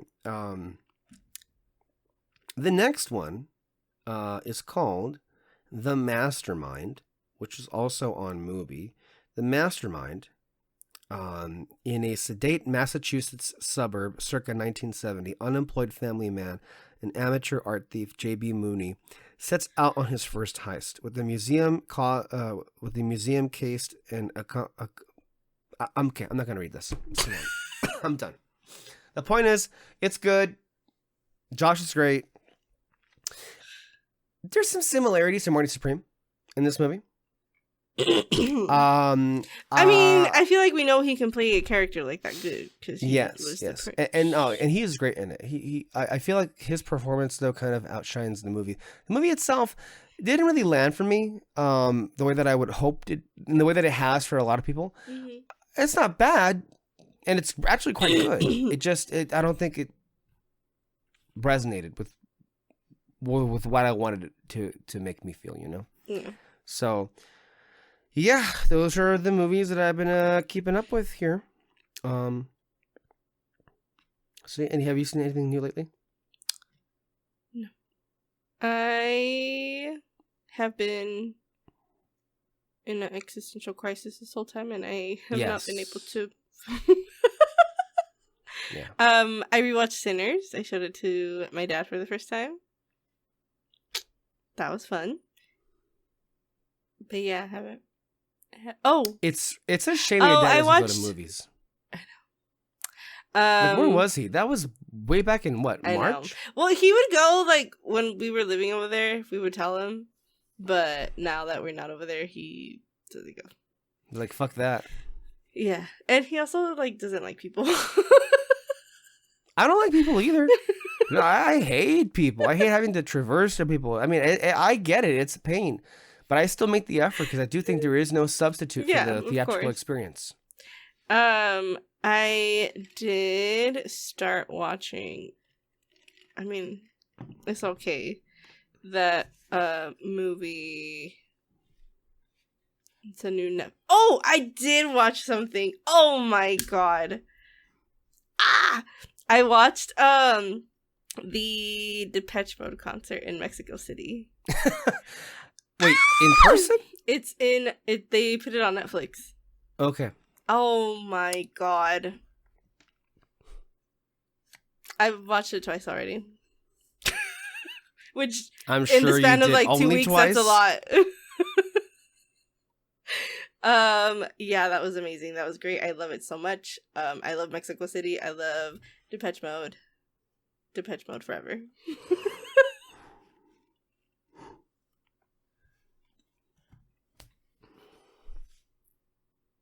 Great.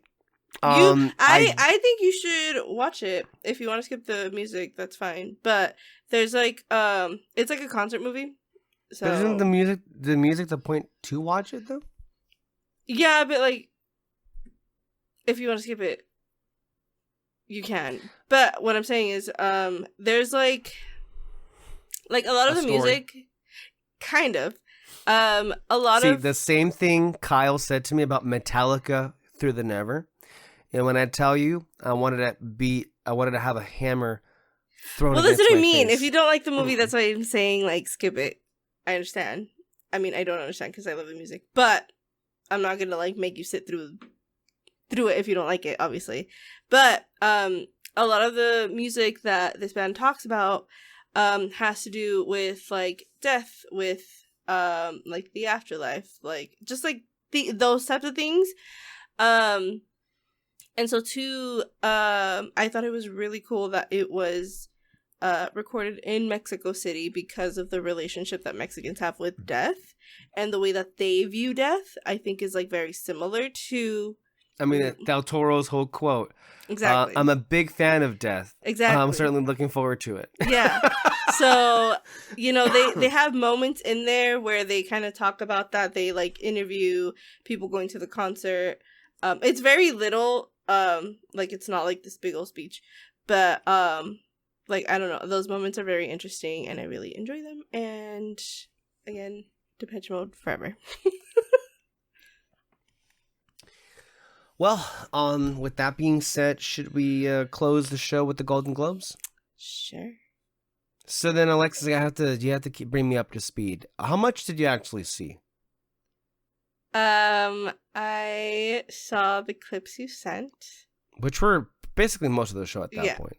The videos you sent, like the links, and then whatever I saw on TikTok. Which I think that's a pretty healthy amount.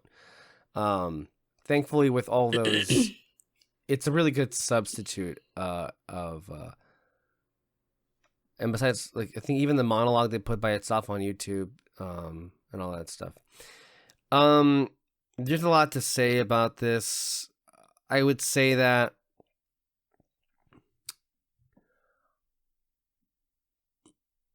I think it's hilarious in regards to the response, as it always is every year. I think it doesn't quite matter what the Globes do. Every single year, there's like these haters, and they just are that. They're haters. Like wash, rinse, repeat. The Globes come out every January, and half of the people think it's the worst award show in the history of award shows, and they're gonna tell us why. Meanwhile, they ignore the existence of the hilariously non-existent Critics' Choice Awards for good reason, and then fail to also hate even more so the disastrous telecasts of the Academy Awards in the last 10 years. But okay, go ahead and remind me again how the Globes are like the scum of the earth and why we need to laugh at them more than anybody else for their failures. Here's a contrarian point of view. The Academy Awards are the real prestige people here, right? Even though in a lot of ways, maybe we shouldn't look at them that way because, quite frankly, a lot of their branches don't even like movies. So there's that. But they have the whole esteem. You know, it's what Ricky Gervais once said, right? The Golden Globes are to the Oscars what Kim Kardashian is to Kate Middleton. Okay? A bit drunker, a bit trashier.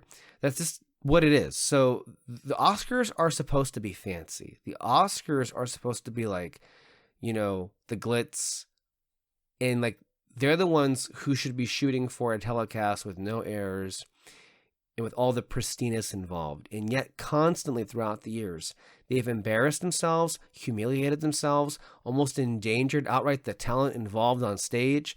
I mean, look, this is the Will Smith slap thing.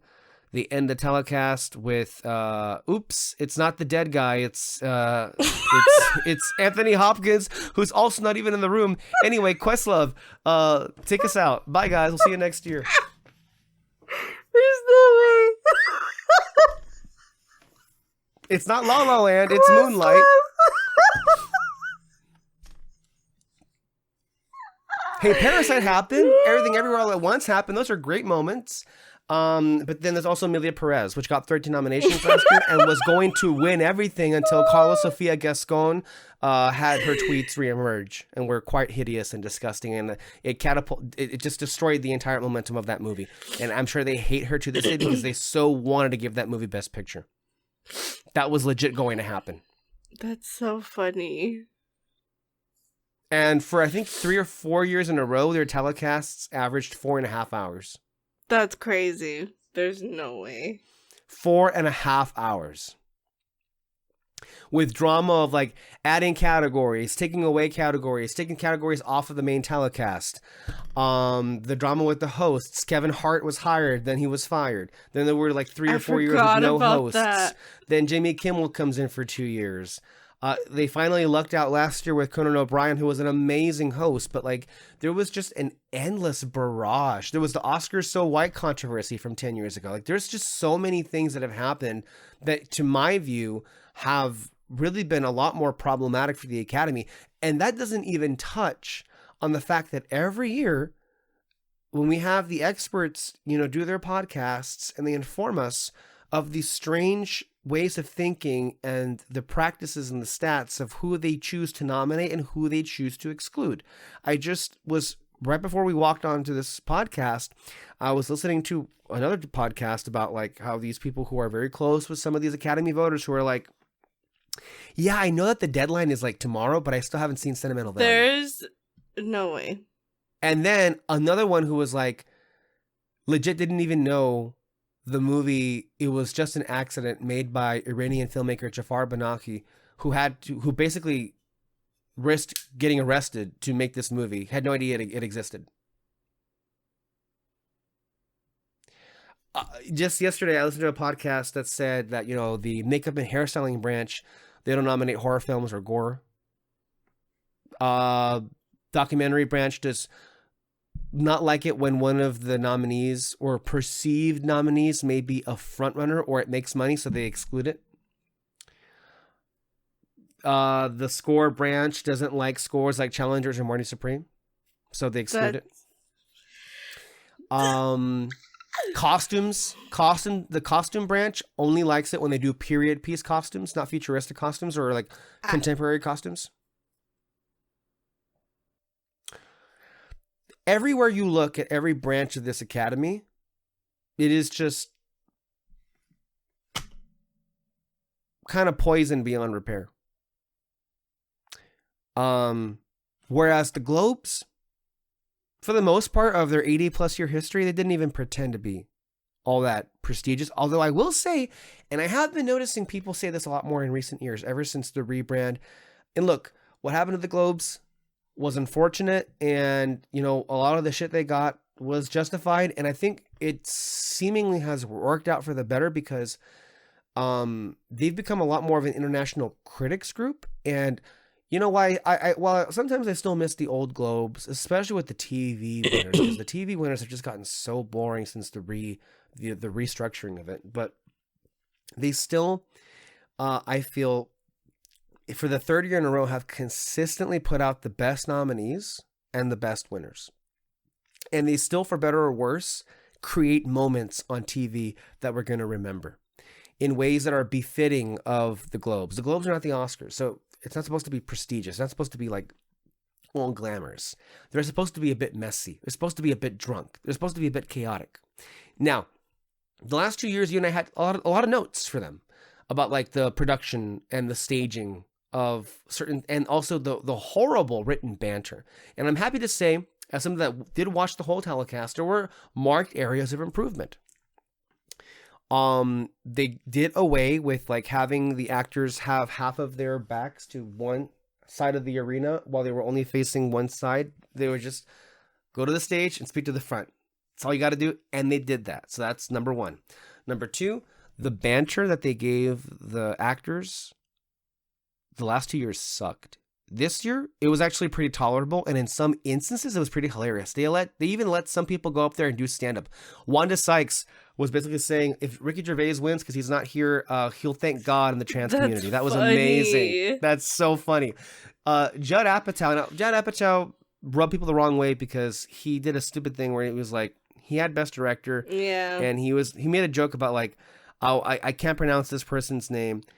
I don't think he meant to be a dick, but it came off like he was being a dick because there were two international directors, Joachim Trier and Jafar Panahi. And I think in one of the clips, you see one of the directors' face light up, and then it's like, then turn to the person next to him like, really, are you fucking kidding me here? When Judd Apatow said Paul Thomas Anderson, he shouldn't have done that knowing who was in the category. But him riffing on the fact that he's still sore about him 10 years later losing Best Comedy to The Martian is, funny. I mean, that's funny. There was a bit with, I believe it was Jason Bateman, Will Arnett, and someone else I forget, but like there was a bit they did with the announcer that actually was funny. Like that's the thing, is like they actually had funny moments, even with Julia Roberts unexpectedly getting a standing ovation for just existing, and then following that up with George Clooney not getting a standing ovation, and then freaking Don Cheadle coming out and was like, notice how they didn't stand for you. That was, and then just like funny, ribbing his chops about like the last time you won, Timothy was like 3 years old. I think that was my favorite one. I thought that was a good one. Funny.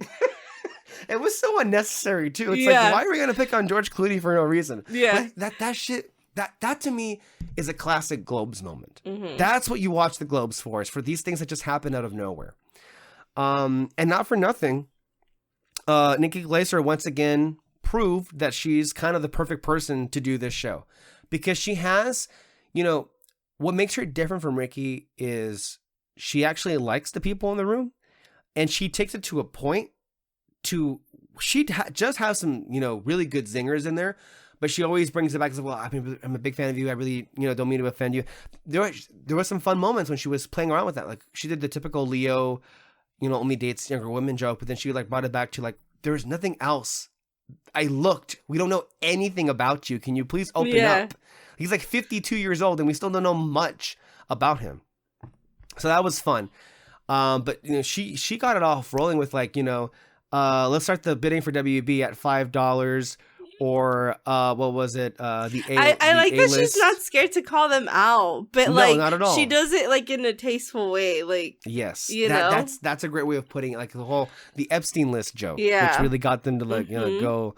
And then also I think that the one to me, my favorite one was like CBS News, the new place to see BS News. Come on, that's an all-timer. Referring to the Barry Weiss, basically MAGA acquisition of CBS News and the whole rebrand, which has gone pretty pathetic in just 20 days. Mm-hmm. Already legendarily pathetic.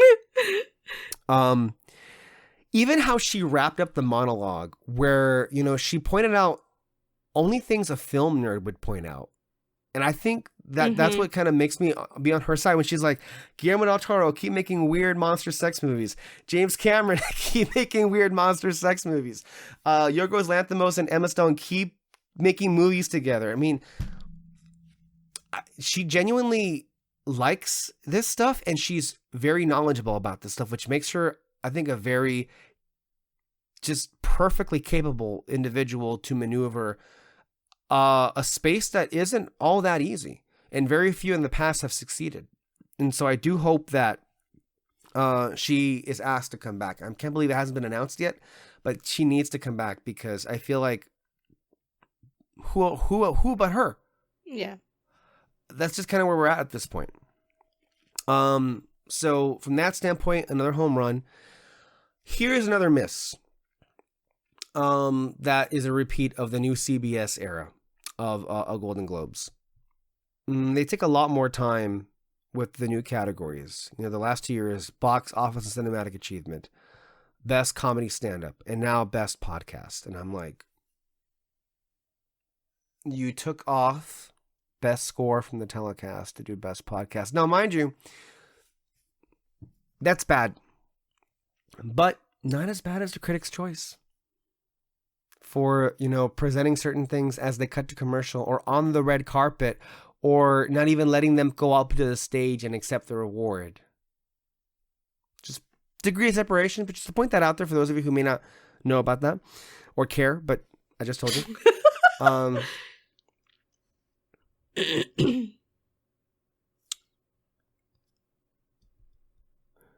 bit of hit or miss on two aspects. I think one that was much more a miss is they had two announcers that were basically treating it like a sports thing, where they were like putting out trivia over when someone was announced the winner. I don't think I had too much of a miserable time with it because I think I blocked it out. I legit just blocked it out. I had my own commentary, so I didn't even listen to it.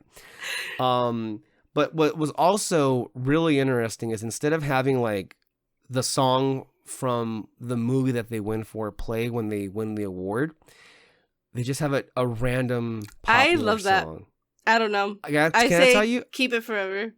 I'm obsessed. I kind of liked it. I kind of liked it, to tell you the truth. It was so random too. It even made it more memorable because, I mean, what do you mean 74-year-old Stellan Skarsgård is walking up to take his Golden Globe to Usher's "Yeah"? Like you can't unhear it when you point that out. What do you mean Jessie Buckley, the camera cut to her when she won for Hamnet, and then Stevie Wonder's "Isn't She Lovely" is playing over. Or, you know, Return of the Mac playing with the return of Macaulay Culkin for the first time in 35 years to the Golden Globe ceremony. Or even as something as stupid as when Judd Apatow walked up to this Apatow, the song was playing because Apatow, that was so dumb. I love it. But I gotta tell you, I think it made for a lively night. I think it kept this. I mean, what do you mean? Who was it? Was it One Battle After Another won Best Picture, and what plays Rihanna's "We Found Love"? It's so random, it's so chaotic, but this is why I love it, though. This is what the Globes are known for me. Just out there, outlandish, just crazy, kooky, wacky choices that, yes, this is what you're supposed to be. And this is what I was asking. I think you and I were asking this for the last 2 years. Like, bring back more of the chaos. You know, make it less structured.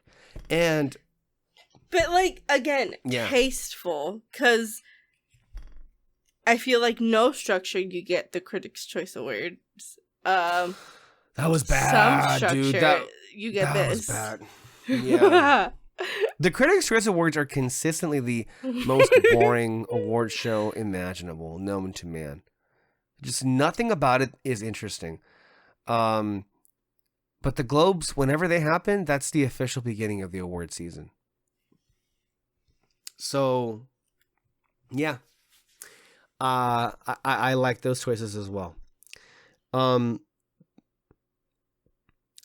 for the winners. I will say a big negative of the night is that all of the TV winners were repeats of the Critics' Choice Awards and the Emmys. Was the guy from The Pit, he had already won? Yeah. Oh. All of those people that went up on stage for TV already won the week before for Critics' Choice. Oh, I see what you mean. I thought you meant like every single one of those winners. And no Andor. Yeah. Never happened. Never gonna happen. So that was a drag just to get through. It's like, okay, gee, I wonder who's gonna win here. The exact same person as last week. Now, the film winners were really interesting. I think the night got off really to a good start when we had two different winners from the Critics' Choice Awards. Critics' Choice had two different winners for Best Supporting Actor and Actress. Actor for Critics' Choice was Jacob Elordi for Frankenstein. Amy Madigan for Weapons, both of which really great winners. And then here at the Golden Globes, different winners, but I think more so to what I prefer. So Stellan Skarsgård won, great. Teyana Taylor won, even better. To me, she is the movie. The whole movie is really on her. Even when she's not in it for the rest of it, her whole shadows through the rest of that film because of that immediately like legendary performance that she gave there. So I think I would prefer if she was the one that won the Academy Award because I think that's the performance of the film for me. Even though she's not in most of it. Who's the other one? Or who are the other people? Amy Madigan for Weapons. She played the witch in Weapons. Yeah. Exactly. I mean, I like that. Like a horror movie is getting, Yeah, that's good. Yeah, that's cool that it's getting some traction. Yes. Right? So I automatically like those winners better. I'm a little bit miffed about original score. To tell you the truth. I mean, I'm happy that Sinners is getting something, but does Ludwig need another Academy Award? Does he need another award? I love Ludwig, but I'm like. And I think the Sinners score is amazing, but like, wait a minute here. What about, I think the One Battle score was actually quite inventive. One Battle After Another for Johnny Greenwood. And then also, what about Marty Supreme? I want Marty Supreme. That score should win. Yeah. I think very easily, and it's not even going to be nominated. I love Sinners. Don't get me wrong. I think they're both like tied in my head, but I mean, it's a deserving win, no doubt, to be clear about that. Yeah, but I want Marty Supreme to win. Yeah. Original song is a foregone conclusion. I mean, duh. As is animated feature. We know where that's going to go. Good for them. Interesting. Best screenplay at the Globes. They only have one screenplay category. Everywhere else, it's 2 between original and adapted. At the Critics' Choice, Coogler won for original for Sinners, and Anderson won for adapted One Battle After Another. It would have been nice if they both had been allowed to go on stage, but too bad we had to go through another repeat TV winner. Tick up time. About the Globes, PTA went up there. I like PTA. I like his movies. I think it's his time. I wish he was a much more interesting speaker. Interesting speaker. He's not really doing it for me. By the way, Timothy isn't doing it for me either. As far as the speeches are concerned, I feel like it's very much low energy. Because he really wants to win and he doesn't want to rub people the wrong way. So told him to tone it down. He toned it down. And now it's just boring. I really would like to see like a King of the World speech. Maybe when he wins the Oscar. Maybe when he wins the Oscar, I want him to go. Which all is seeming. out. It's seeming like that's what's going to happen because I struggle to see what could go wrong here unless Michael B. Jordan to win. Unless the Screen Actors Guild or the BAFTA, the British Academy, go a different way, which they could. If Timothy wins the Screen Actors Guild, I think he would be one of the only ever to win 2 years in a row Best Actor. That would be interesting because he won last year for A Complete Unknown. But if he doesn't win there, that could mean there's a solid It's so annoying because toss-up. Timmy should have won like a long time ago. Call Me By Your Name should have been the movie. Let's name it. He should have won supporting actor for that movie.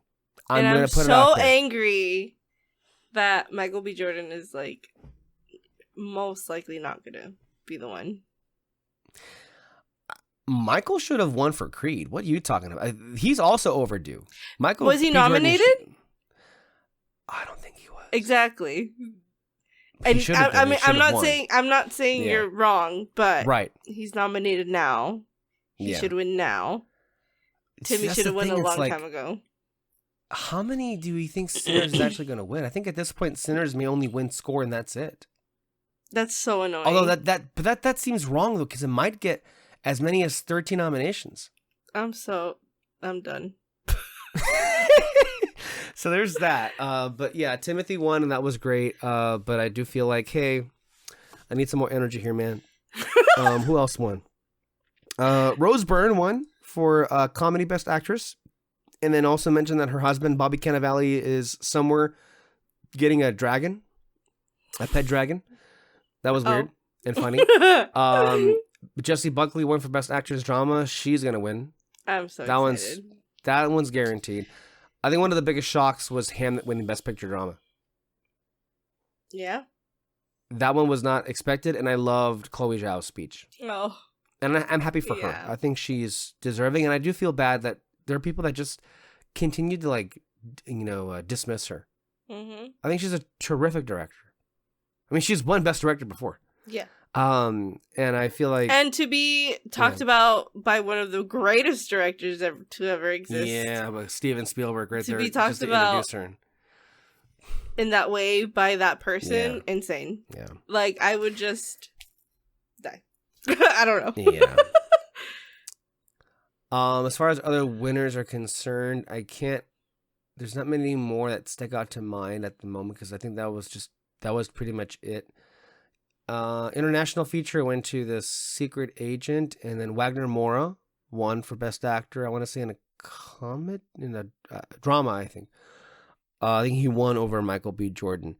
Good for Wagner Moura. It's always great when we have Latin representation on here. So we'll see how that goes for the award season. Moving beyond the Globes a little bit, I would just say finally, just to put a cap on it, I think it was a successful telecast. I thought there were tremendous improvements, and I'd like to continue to see more from this in the coming year.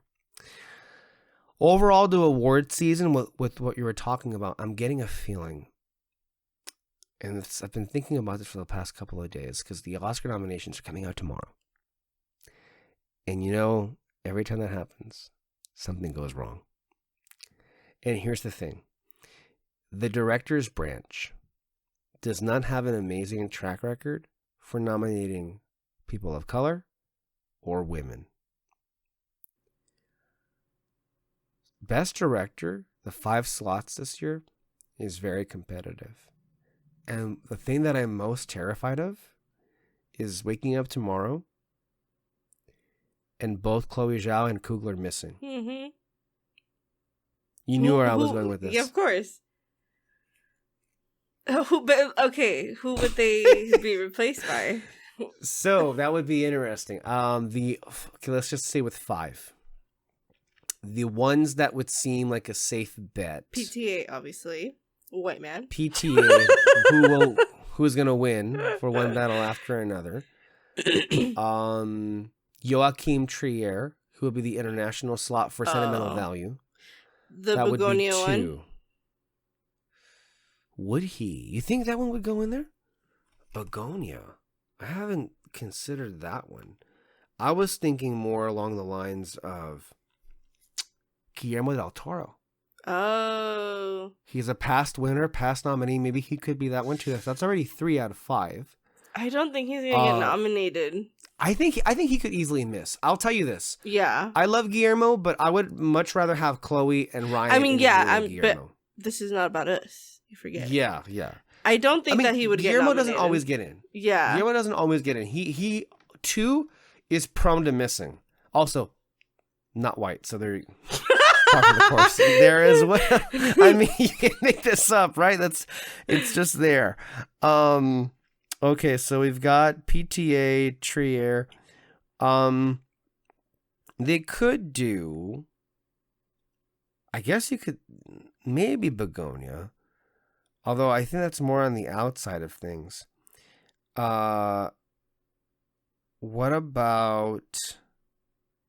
Fuck, I think I had it and I just I'm missing it completely. Okay, I think that at least what one about of them. Softy? What about Josh Softy yeah. for Marty Supreme? Could they do that one? But he hasn't been nominated, has he? He did get into the Directors Guild of America, but every year they include one that no one else includes. Who won? I don't. The Wicked guy won, so that one doesn't matter. Yeah, no, it does not matter at all. I'll put it to you this way: could Softy get nominated? He could. Is it likely? I don't think so. I don't think Softy would. I think Chloe or what's his name? Ryan Coogler could. One of them. Could miss, but one of them, for sure.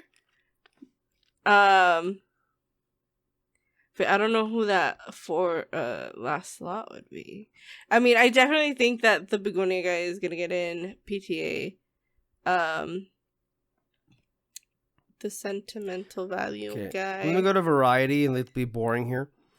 Oh, do you think what's his name? Nah, they wouldn't nominate him.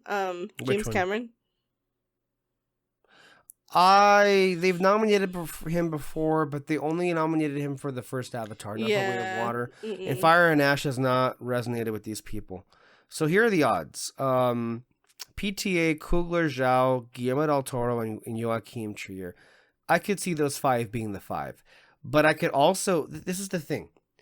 I could see Del Toro missing. I can see Chloe missing. I can see Coogler missing. Not all 3 together. Maybe 2 of the 3, but not. That would be devastating if it was all 3 at once. And then behind them was Josh Safdie for Marty Supreme. Jafar Panahi for It Was Just an Accident. I don't think that's going to come to fruition. Yeah, I don't know. I feel like those are pretty locked in. I think it's going to be those 5. Mm-hmm. I think it's going to be Joaquin Trier, Sentimental Value, Del Toro for Frankenstein, Chloe Zhao for Hamnet, Ryan Coogler for Sinners, and PTA for One Battle After Another. I will say this. Unlike the last 2 years, look, I love Oppenheimer, but I just think that year it all came down to that movie, and it really put a sour taste in my mouth. And then last year, I'm still bitter about last year because I feel like there were a lot of great films that were not even nominated, and the ones that were, Dune Part 2 should have won, and it came nowhere close to winning. And now we were left with Anora, which is Anora is a great movie, but it's not, to my eyes, Best Picture. The Brutalist was right there. But the one with Anora, okay, even though what they really wanted to do, and I would have respected them, I kid you not, if they had actually stuck with their guns and put Emilia Perez, that would have made my night. That would have made my year if they did that. Because they were so going to do that. Yeah. Best Director, Jacques Audiard for Emilia Perez. That's insane. That's crazy. Yeah, they were going to do that for sure. And then there's no way. Anywho. This year, though, I will say, it doesn't matter to me because I feel like any one of these people I would be happy to win. These are the 5. Frankenstein won't win, I don't think. No. And I liked Frankenstein. I don't dislike it like a lot of people do. But I mean, what are the other choices? Your Hamnet, Sinners, One Battle? Those are your 3 favorites, Alexis. Literally, this is your year. I will cry. This is your year. I think all... Yeah. I feel like I wouldn't know who to choose. Because most of the time when we watch the Oscars, like, we'll do, like, the paper and we'll do, like, our own ballot. Yeah. I feel like I would not know who to choose to win what because I want everybody to win everything. It's like, when you fill out your ballot, do you pick who you want to win or who you think will win? A mix of both. Okay. Yeah. I think when I don't know what to decide, then I'll do mine. But if I, like, truly, I'm like, I don't know, like, I feel like they're gonna trick me here. That does happen a lot. Yeah. But I think like this year, this is what your year was. For this year to you is what 2022 was to me. So with you, Sinners, Hamnet, and One Battle are quite literally your favorite 3 films of the year, and they're all like the front runners for this season. A few years ago, the same thing happened with me with like The Banshees of Inisherin, The Fabelmans, and Everything Everywhere All at Once. And they were the top 3 of that year. At least at the beginning they were. Mm-hmm. And they were like, that was an amazing time. I was like, what? My favorite movies are like winning awards? That was crazy. That's nice. And I'm happy for you. And I'm also happy for myself because I do like these movies a lot too. Like Sinners and One Battle are definitely in my top 10. Hamnet is right outside of it. I need to watch Hamnet again. It's been too long, and I would have watched it already, but it's not on digital still. So I need to put that out there so I can buy it. I know it is. It is. I need to watch the movie again, because it's a great movie. Like Hamnet's a great movie, and I'm happy to see that the whole backlash to it has not manifested. So, what? Good for it. What backlash? Oh, to Hamnet. Remember how people were saying dumb things about it when it came out? about like, oh, it was emotionally manipulated. Oh, yeah. Whatever. Yeah. Those people are stupid. Exactly.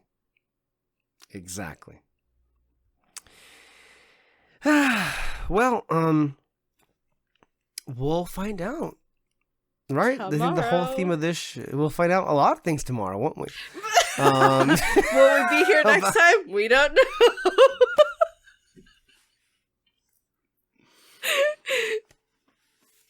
A lot of things can happen between now and next time.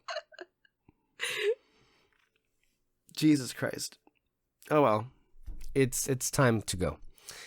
Unless there's anything else that we didn't mention that we need to discuss or that you wanted to, I will say, as always, I enjoy our conversations. As always, I enjoy just us being able to be on here and talk about our feelings through. As usual, it was very therapeutic to let all this out because I think, like, we've had a lot of internalized stuff that we want to get out there. But you know what? We should pause here before we close. These last few days, this last week, in more than all the other things that we already talked about, I think it's just the New Year blues and the January blues. I get a case of the blues every January for a lot of reasons, And I don't know why more so these last couple of weeks, but I've been thinking a lot more about my age. I've been thinking a lot more about my life. And, of course, there have been some triggering things on TikTok that you and I have seen that are kind of get your mind going in that direction.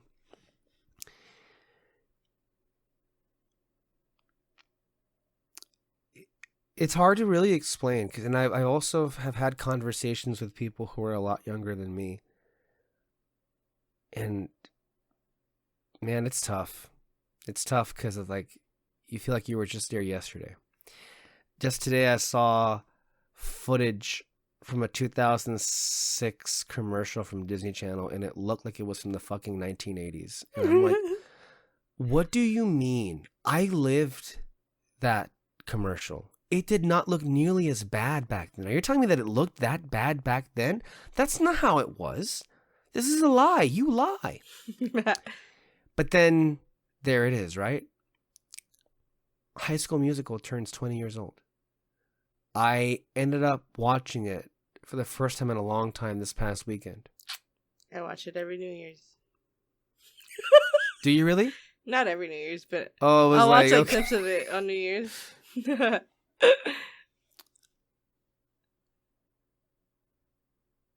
High School Musical is an interesting experience. I don't think anyone would say it's like one of the best movies ever, but it's one of those, like, you had to be there at the time. And if you were one of those that lived it when it aired on TV for the first time, it's literally what the lyrics say in one of the songs. This could be the start of something new. And it was. It was the beginning of a phenomenon that no one saw coming. And I think it spoke to the level of work and quality that they put into just a little TV movie that really, in a lot of ways, blew up all over the world. Well, I even remember talking about it at school the weekend after. Yeah. Like, did you see this movie? Oh yeah, it was like a whole event. I remember. Yeah. And then I remember because the winter vacation before the movie came out, my cousins came and spent like a week or two or both weeks with us. Like, I remember watching the trailers. I remember, like, they were showing the music beforehand. And that was, I think, I don't know if it was that year, but for some reason, we watched that Penguin movie that came out. That was kind of like no, it was like a documentary. The Penguin March? The March of the Penguins? Penguins? Yes! What the fuck? I don't know. That was like, and this was like when Video 2000 was still a thing. For some reason, you know what? I'm gonna blame myself. It was probably me. That's probably the movie I picked out.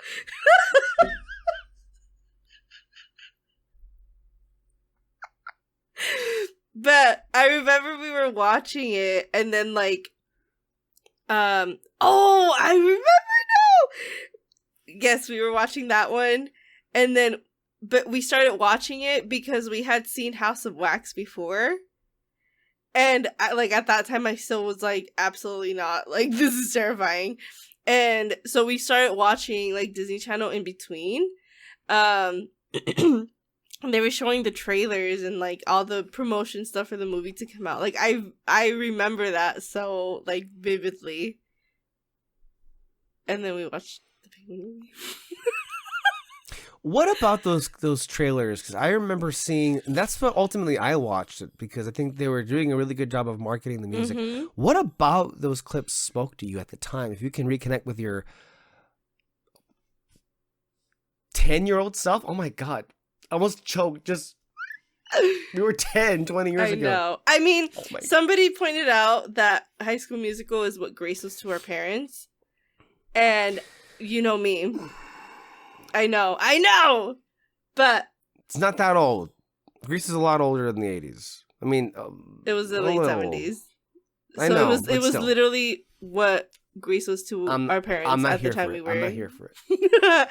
But you know me. I love Grease, and so I think that's why this movie spoke to me.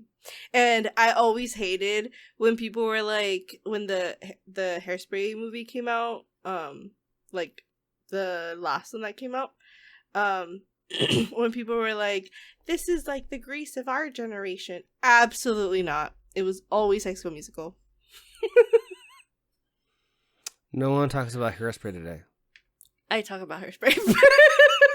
But not to the extent the High School Musical was talked about. This is the point, ultimately. I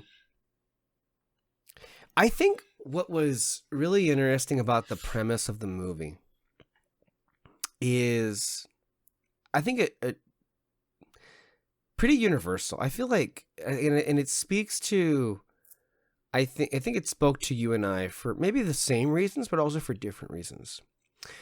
I think for me, I mean, obviously the characters were fun and funny and memorable, and we had some fun choreography, and the songs ultimately have stood the test of time. Yeah. Like, there's really great songs. We shall not forget Kenny Ortega was the mastermind. No, Kenny Ortega, I mean, give him his flowers. I mean, that man has given so much of his life to delivering just incredible work after incredible work. Specifically to our generation. So. Yes, especially. I mean, that same year, I want to say he also directed the Cheetah Girls too. Yes. Yeah. Yes, which that one will also be coming up on its 20th anniversary later this year. Anyway, on High School Musical, there was just something to me really endearing about breaking the status quo and breaking through the lines that we have designated for ourselves. They made a whole song about it. I feel like, literally, right? It's in the movie. But it was, to me, just like, I watched that movie with a sense of wistfulness because it made me just wish that all school could have been that way. You know, I feel like I definitely was like, this is what my high school experience will be like. Was it though? Well, No, I did take 2 years of drama class, so you had a Miss Darvis. I did. So you were able to manufacture it or manifest it in that way, in the end, I guess, in some way of it. But like, no, I felt the same things. It made me like how united everybody was at the end of the movie. Is what I really wish. Yeah. We all were. I feel like, and then also the fact that like we were Wildcats too. Yeah, that was another interesting thing, right? Like I don't know if we're unique to it, but like Wildcats, like we were Wildcats. Yeah. And I feel like our class was united a little bit at the end, especially like with what happened with like one of our classmates. Like I feel like for them, but that might be just like something that every class goes through when they graduate, you know? Yeah. So I don't really know what that was. That's why it's like we have to stress at the end things got that way about it. But for the most part, you know, most people kind of stayed in between their own little cliques and didn't really interact much. But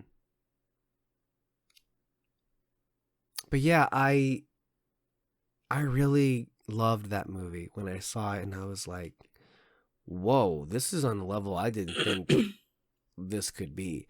And then to hear people talking about it at school, and then to read on the internet, because people would actually read then. That's all you could do was just read on the internet. And by the way, I was good with that, but okay. That's all I never needed, but okay. And just to hear about how like it became this sensation. It was like one of my first, I think, memories of watching a lightning in a bottle behemoth born and immediately ingrain itself into the zeitgeist. To me, it's one of my earliest memories of watching like that. Something like that actually happened before my eyes, and that I got to be one of the first. At least it feels like I was one of the first people to watch it before the whole world has watched it. And the idea that, 20 years, 20 years, man. And to say that this is the equivalent of something they would show us in the 1980s when we were living in the 2000s.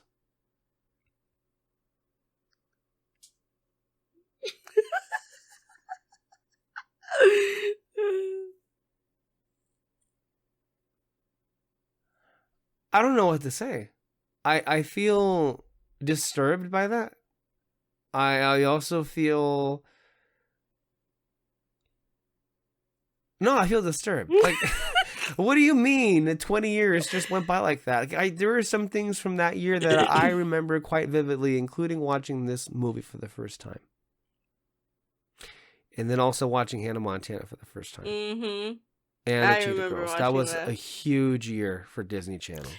Cheetah Girls was like in the summer, wasn't it? Yes. Because they go to Spain. It was, I believe. I remember watching the last one more. Than the first two. Yeah, I remember watching that one more. That one came a little bit later, but I want to say I have a memory of watching the Cheetah Girls 2, I think the weekend or two before school started again in late August. Mm-hmm.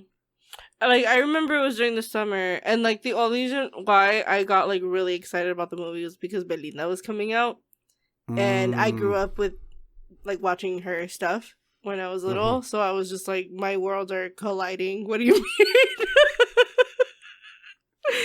And like I also had not seen her since like we were what, 10?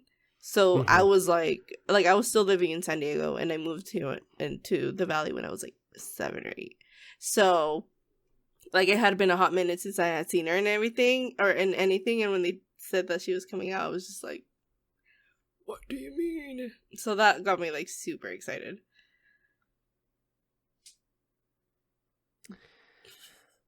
I have this memory. I don't know if it was that year or the year after. And this is so random, and I want to say I told you this. Somehow, I ended up going to Disneyland with the family the same day the whole cast was there from the movie. And they were going to do a performance, I think, in the Sleeping Beauty castle. And I think we just kept walking. Even though I heard someone say... You're joking. Well, I didn't know. I didn't think it was real. Like, what the fuck is going on there? Like, I heard someone... Oh my God, I see Ashley Tisdale. That's what? Crazy. There's no way. I would have... I think for me, I at the time felt I would have my held parents don't give a against. fuck. Yeah, I would have I held it would against my not. parents for the rest of my life. I mean, ultimately, I didn't even tell them that. Like, I just, you know what? I don't want to waste. They would have time known. With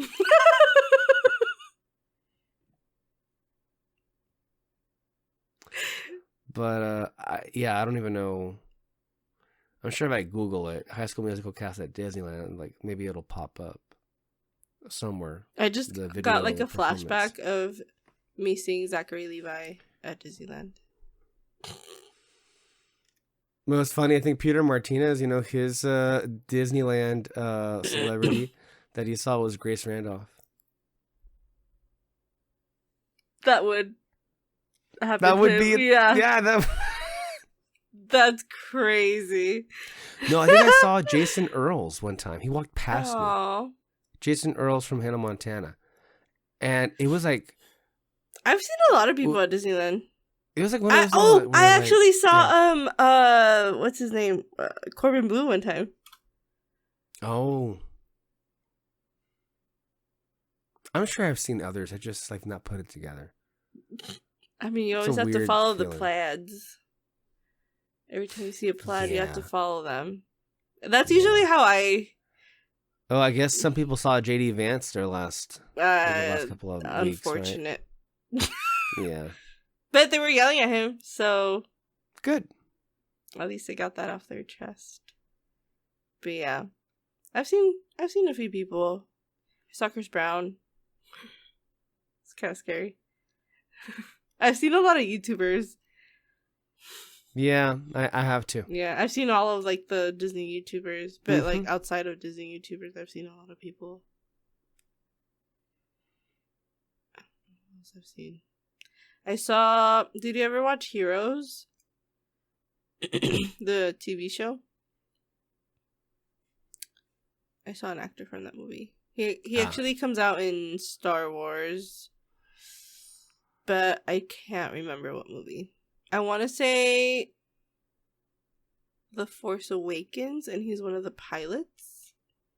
Mm. Who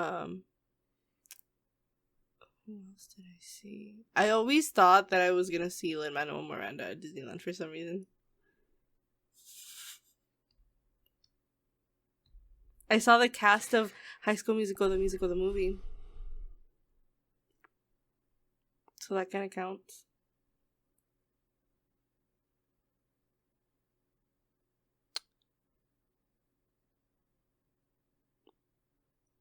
This got depressing in a different way. I'm not gonna lie. I don't know why I let the conversation get here. I feel like there's no way to end this in a way that's like happy, because it's now just a realization of the age.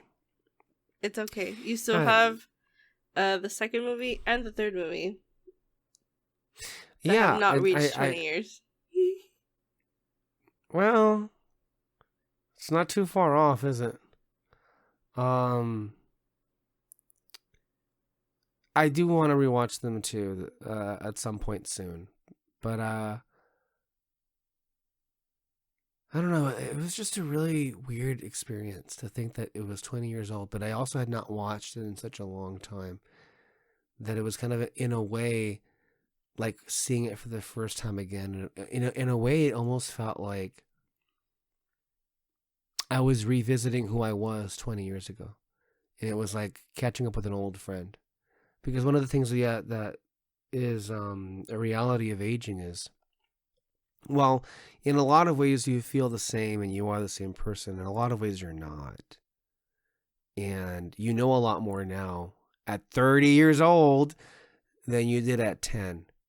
And it made me just think of like who I was at 10. And, you know, there's a lot of truth to the idea of like, what would you tell yourself at a certain age, knowing what you know now? And, you know, it kind of like, that's why I respond so much to movies like Turning Red, Elio, and Luca, because the whole thing is, I really needed those stories when I was a kid. And I feel like a lot of those stories I didn't quite get. I got a lot of great stories, and I found my way through. But, yeah. I've tried for so much of my life to really just run away from that part of my childhood because it wasn't the happiest of times. I didn't really know how to make human connections, and I was just very awkward and not really sure of myself. And it's quite painful to reconnect with that.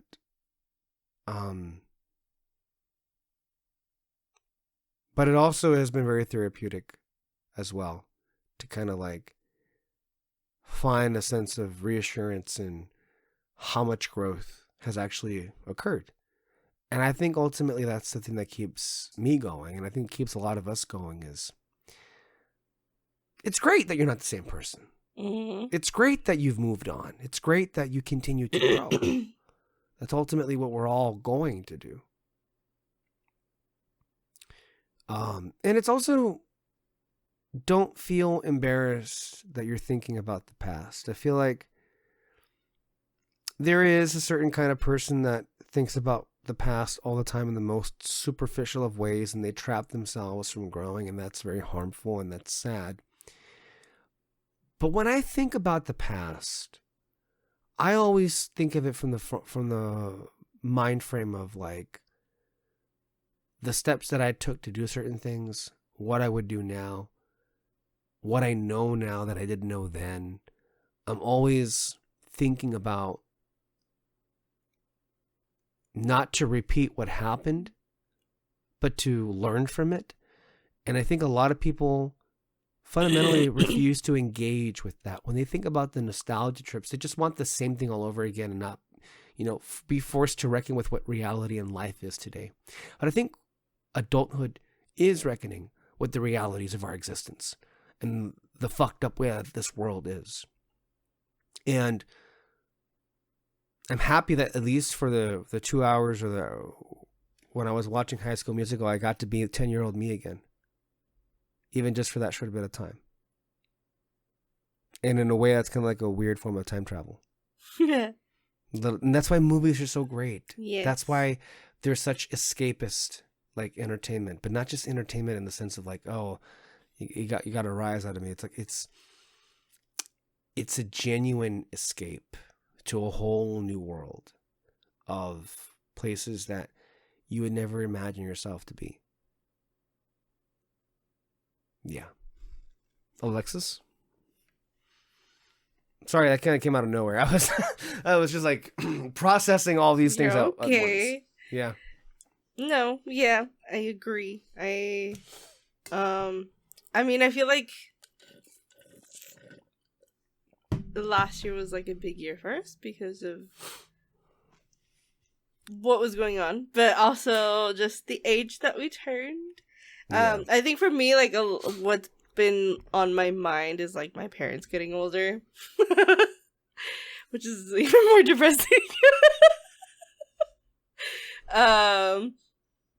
But can I just say something real quick off the record? Well, I mean, people who listen are gonna hear off the record. I know. Something happened today. I had a friend call me about something that's equally exciting and frightening. And it altogether made me feel wary and devastated because I'm not ready to part with what I have and where I am.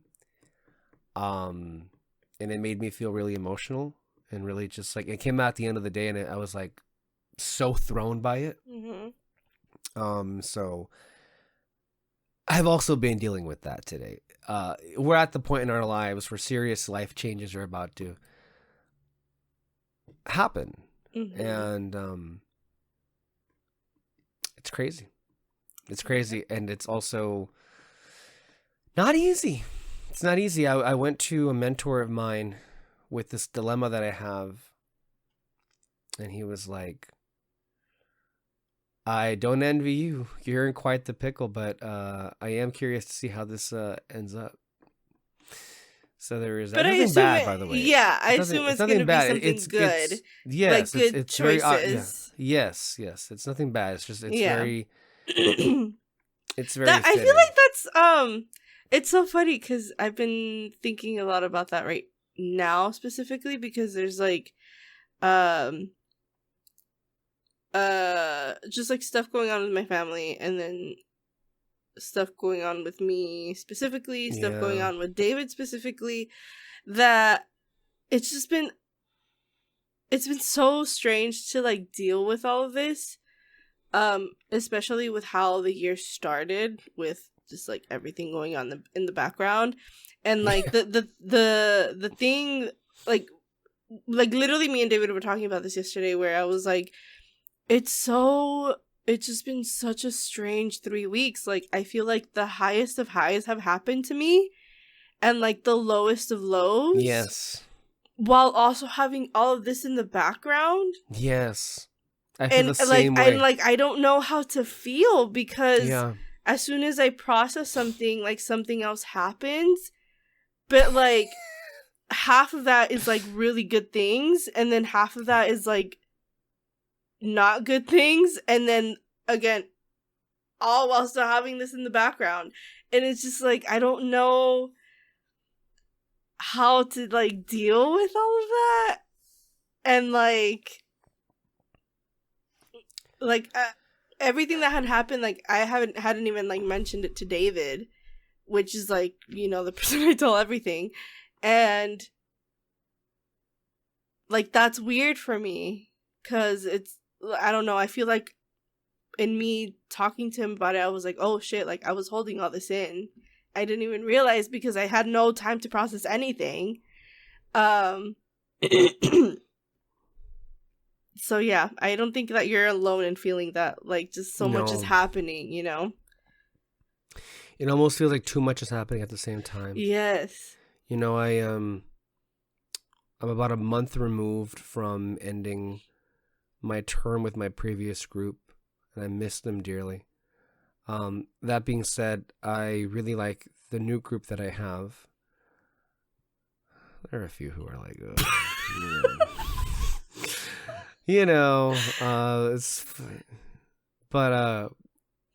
it's a bit of a roller coaster ride too. Like with work, things are up and up and up. You make really great relationships. Working relationships with people who bring out the best of me. Like, to tell you the truth, like I feel kind of crappy for my family because I think a lot of the times they get the worst of me. They get like the bitchy, crabby, like not in the mood for it kind of version of me. Whereas when I'm at work, they get the very best version of me, even better than I am with you guys. Like they bring out the best in me, and I feel good about that. And I even am told at various points about, you know what, I'm happy that the work that I've done has not just spoken for itself, but has been quite evident. And I'm told to my face, and I'm told of conversations happening about me when I'm not even there, about the work that I do and how it has not gone unnoticed and how people have well, that's good. I mean, I understand that, like, I understand you feeling guilty about not being the same way as you are at home, but it's also like the work that you're doing isn't easy, and what you're doing is also helping people, and you just started also, so I guess like give yourself a little bit of grace in that like later on you will figure it out, and you know you'll find a balance. That's kind of how it is. But things have also just been weird at home as well. I've also, too, have been paying attention to just small changes in my parents aging, you know. I've also noticed, you know, changes in my family. My cousin who got married last year is going to have a baby in April. And I'm really excited for this baby to come because I feel like, you know, to an extent, your family hasn't had babies in a long time either, huh?